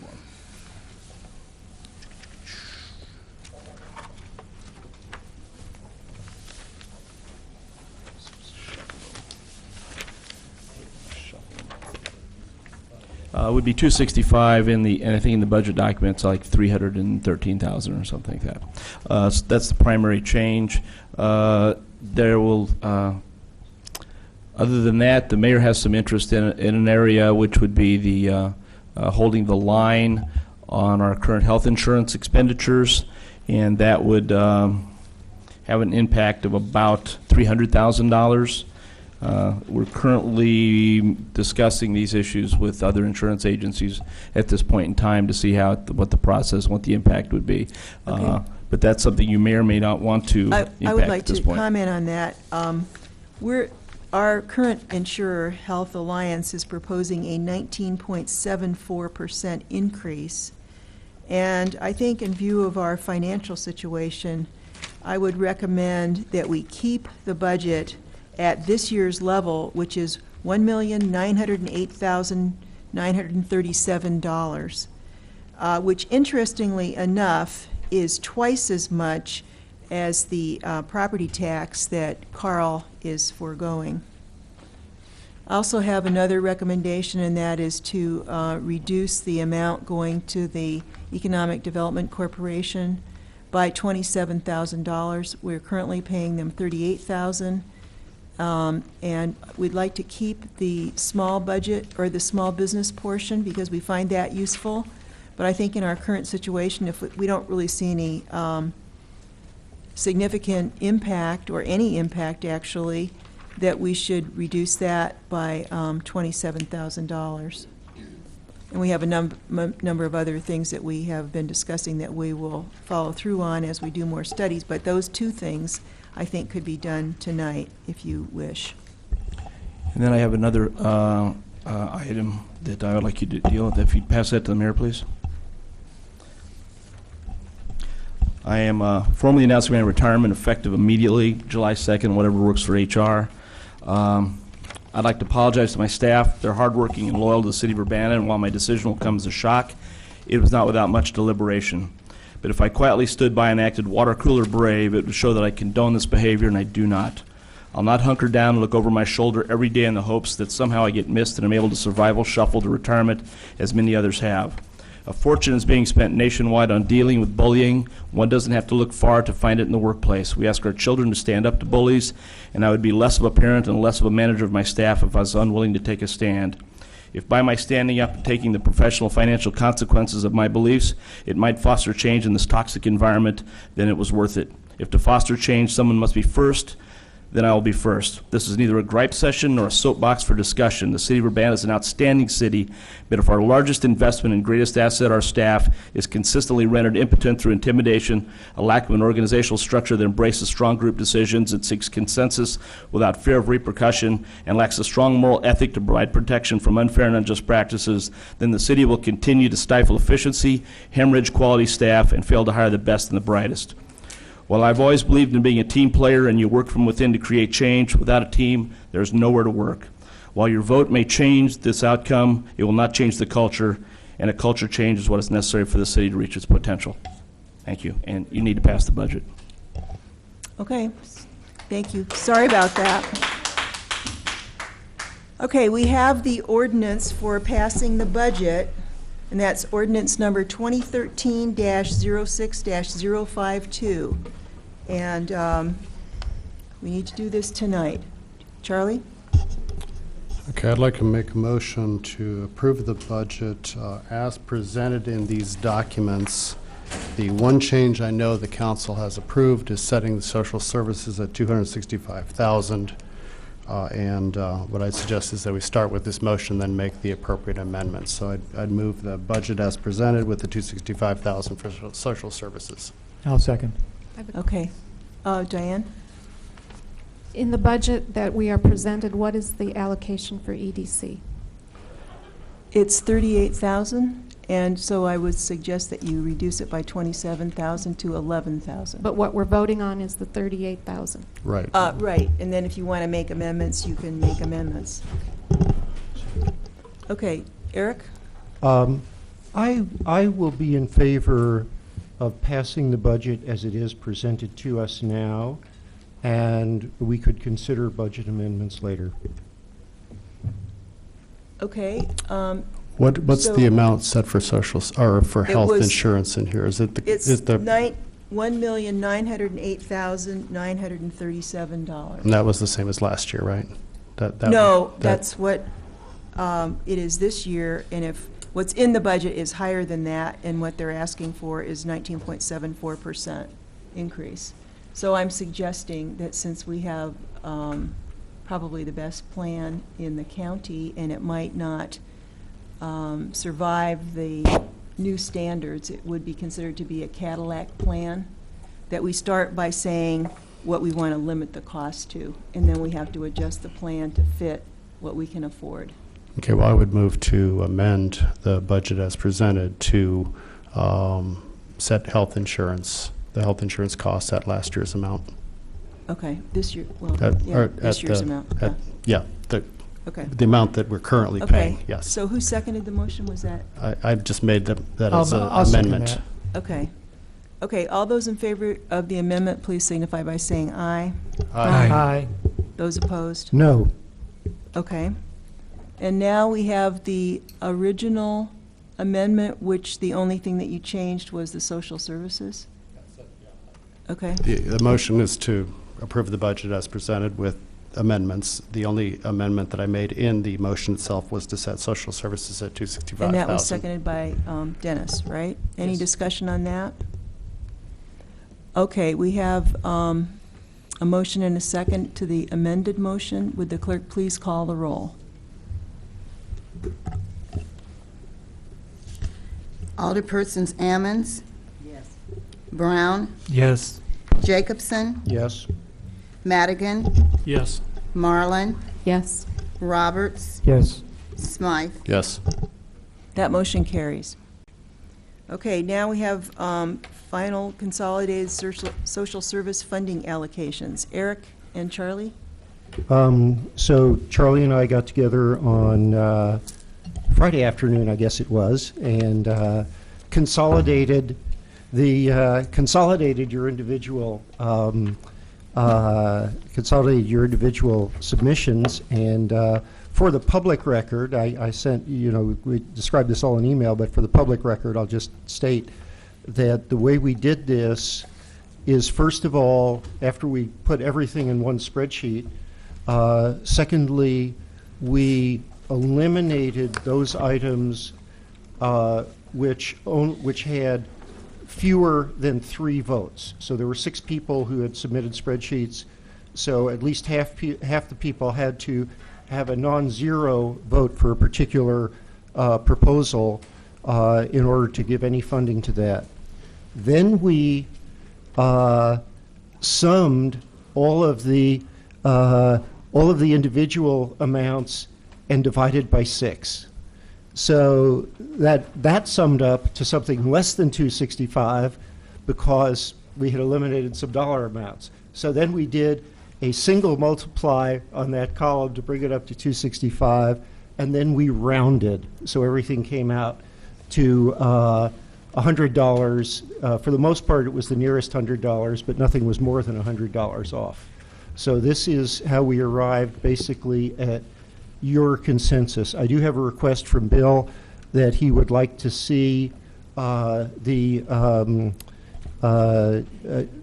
individual items that didn't get enough votes to get non-zero, and be glad to do that, but I haven't done that yet. Yeah, I just, I allocated some of my funding to some of the new programs, and they didn't receive enough votes. So I just want to make sure all of my allocations were on the record.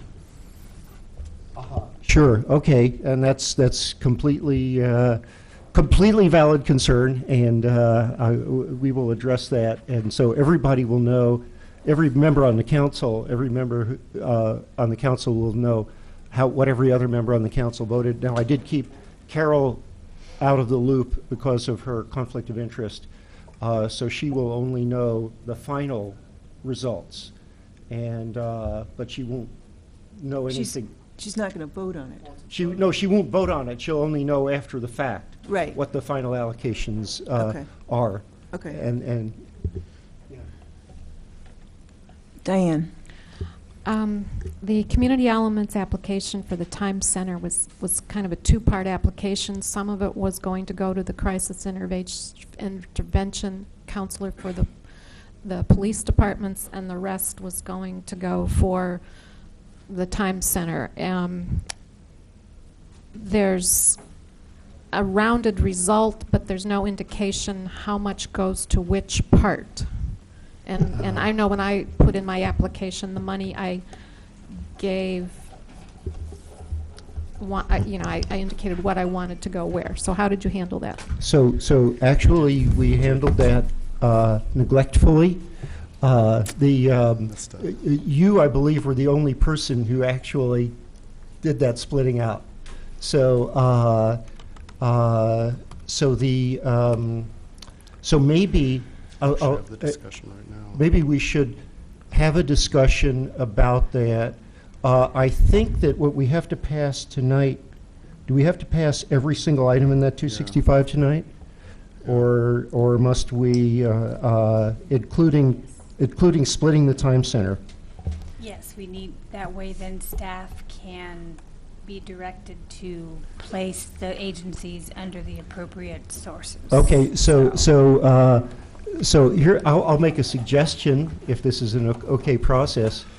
Since I believe Diane was the only person who did that splitting, I would move that we divide that proportionately, take the total amount that we have decided on and proportion it according to Diane's vote. If other people are agreeable. Well, I had allocated enough to fully fund the crisis intervention portion of that, and then give some to the Time Center for whatever else they wanted to do with it. So, I mean, the overall totals don't change. It still adds up to 265, and we can talk about it later. But Well, that was my intent. So. Yeah, Kelly is telling me over here that we can't talk about it later. That we have to decide tonight. Let me figure it out. Well, Okay. can't you Charlie's can't doing you some amend spreadsheet it? wizardry. Can you amend it later? I mean, we could amend it in July. This is Time Center, and this was the worker, and then this was Roundhouse Homeless Youth. Okay. So, Okay, the second one here is. I thought from the discussion last week that we were told that it couldn't be split and that we would try to fund the mental health part separately. Beep, beep. Oh, yeah, so this is Roundhouse, this is. Dennis? This is the Roundhouse. You know, This is if the there was Time only one Center council piece. person who had the intent to make the split, that's really not in a majority of the council going in that direction, and I wouldn't make any adjustments about that. And maybe next year we can make more finessing, or can be more clear about it, but I don't think that there's Well, enough people here to. We could vote on it make to that. see if that makes sense. We have about 7 minutes to go, but, Charlie? Well, I forgot about this piece, but I really think we need to fund that position for the police department in a separate place in the budget. And I really would prefer to find it somewhere else. Yeah, because we're And- not even sure that Champagne's going to do it Right, at this yeah, point. so I think we should just leave this amount there, and at the moment, the community elements gets this amount that we've allocated, but we do need to figure out how to fund that position, talking to Champagne, and just make it a separate Okay. item in our budget. Okay. So for now, I think we should just use this money As it's allocated, it's, I'm not sure, I'm looking at mine, I'm not looking at what the total was here. But it's roughly, is it around 13, 14? It's probably about a third. It's probably about a third of what they had asked for that particular program. But to me, the mental health piece is a half-time FTE to serve the police department. We need to, and it's a very needed social worker type approach that we've wanted to do for many, many years, and we need to get that going again. So I would encourage us to amend the budget that we just passed to include this as a separate item. Diane? I'll go along with this just so we get this done, but I would just for the record say that my allocation then would have been much less than what it was for this, because I assumed it would go for the crisis intervention. I think mine would have been more, so it might cancel out. Okay, so, Hold on here. I'm looking at this again. So, wait a minute. We're talking about the two community elements items. We're three. Okay, there are three, but we only put in two. Okay. Roundhouse is separate from Time Center, splits into two. Okay. Sorry about that. so the way we're voting now excludes the social worker to help the police? No, we've allocated money for the Time Center, which a piece of it will go towards this position, but we do need to revisit it and probably supplement it with an appropriate. So we can revisit it, we don't have to do it tonight? Right. We need Okay. to revisit it as part of the budget and figure out what. And we really can't afford to do it without Champaign Champaign's doing their help. share. Right, yes, So we will yeah. just leave it off. So we're ready to vote then? Well, there's no motion. I would move to approve the consolidated social service funding as presented by Eric. This is ordinance number 2013-06-056. Is there a second? I'll take the second. Okay, seconded by Dennis. Any other discussion? Would the clerk please call the roll? Alderpersons Brown, Yes. Jacobson, Yes. Madigan, No. Marlin, Yes. Roberts, Yes. Smythe. Yes. That motion carries, and there being no further business, this meeting is adjourned. Thank you all.